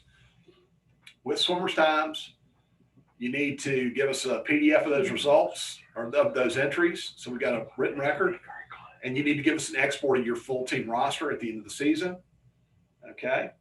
That will be due on Sunday, June 13th. Please do not be late, because once we get that, we can set the table with who's swimming, what day they're swimming, what time they're swimming. Entry limits, swimmers are allowed 2 individual events and 2 relays. The one small exception is we do allow some swimmers to swim an extra short freestyle event for state qualifying purposes only, okay? But that's very limited and it does not score, okay? Relay event entry limit, teams are allowed up to an A, B, and C relay, and only one of those relays can score. We do allow swimming up in the championship meet. We just don't advise it except for maybe relays. We do allow late entries. We do, in some cases, allow changes to entries after they've been submitted, but that's at our discretion and based on our judgment as to whether or not you've made a mistake or you're trying to go, oh, we've seen the entries, we're going to make the changes and move some kid out of one event into another. Okay. There will be a required orientation meeting. It's going to be a Zoom meeting for the championship meet.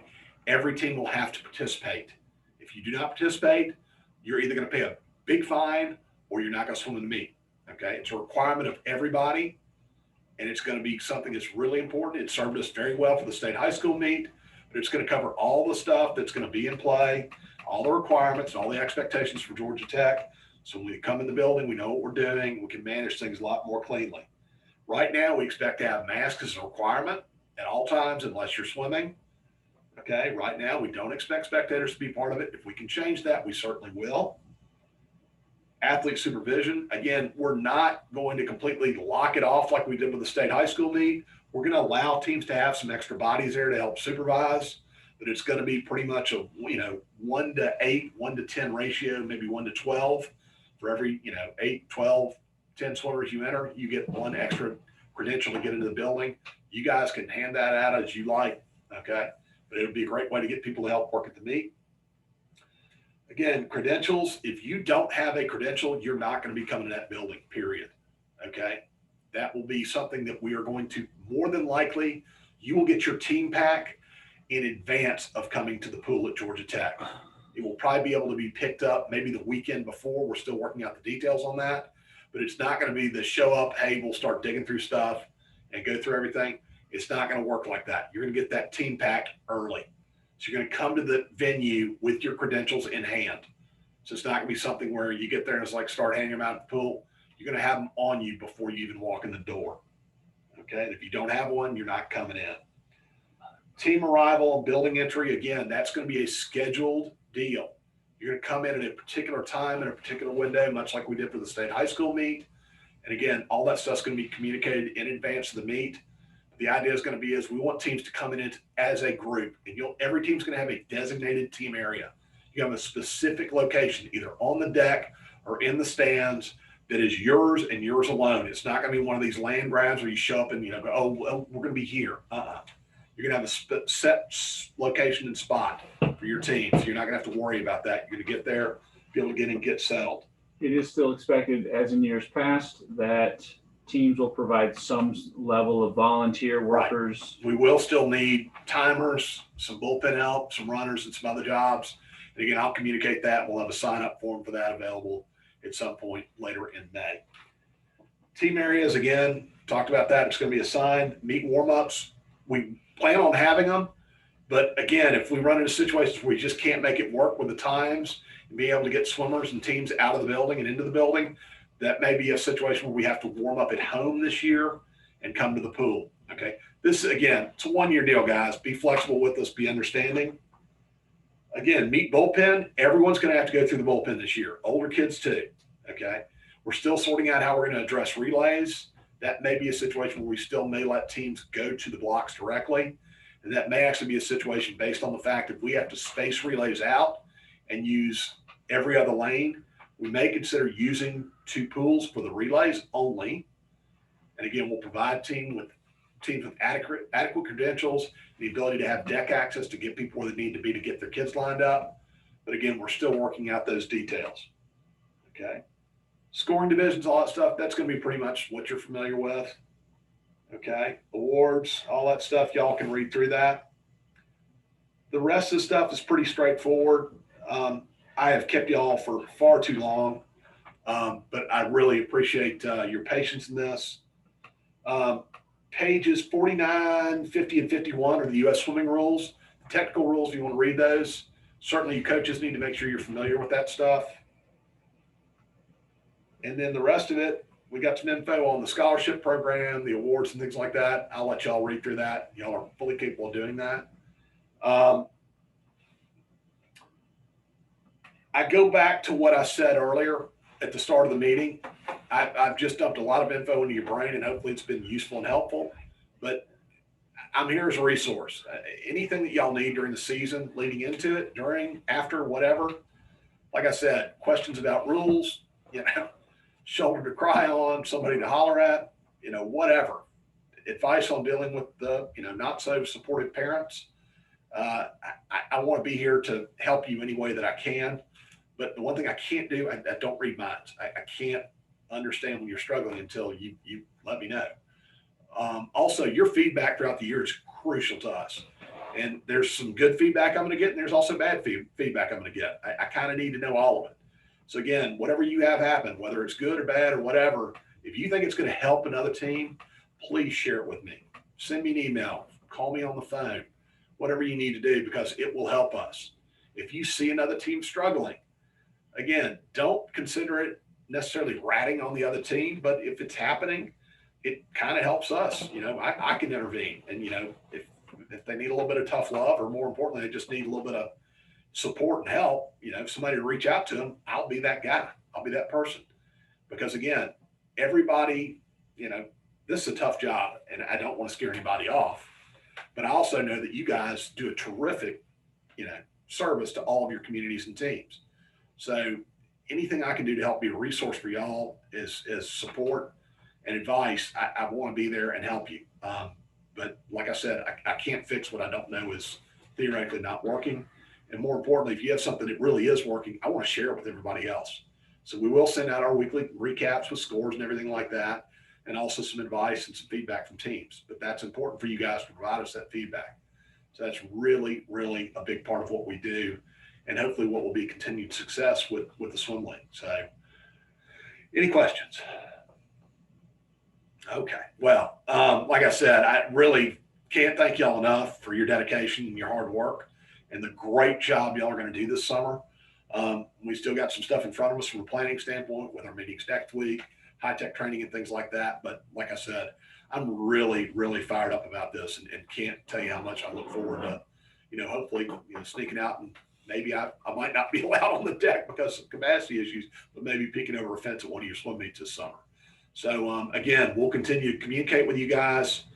Again, please reach out if you need help or advice or whatever. And again, good luck. So I'll leave it open for another minute or so if any other questions pop up. And then otherwise, like I said, we'll send in a recap of this either tomorrow or first thing on Friday. And again, thank you.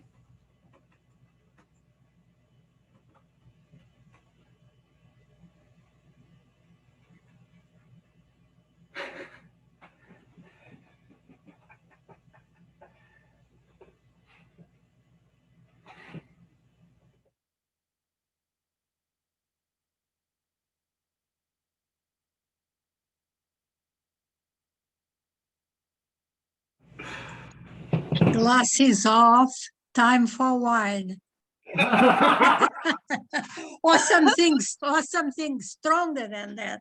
That's a possibility. Virginia, confirmed it was spaghetti Amanda was cooking. How have you been, Virginia? I'm doing awesome, and you? Oh, I'm good. I'm doing good. How is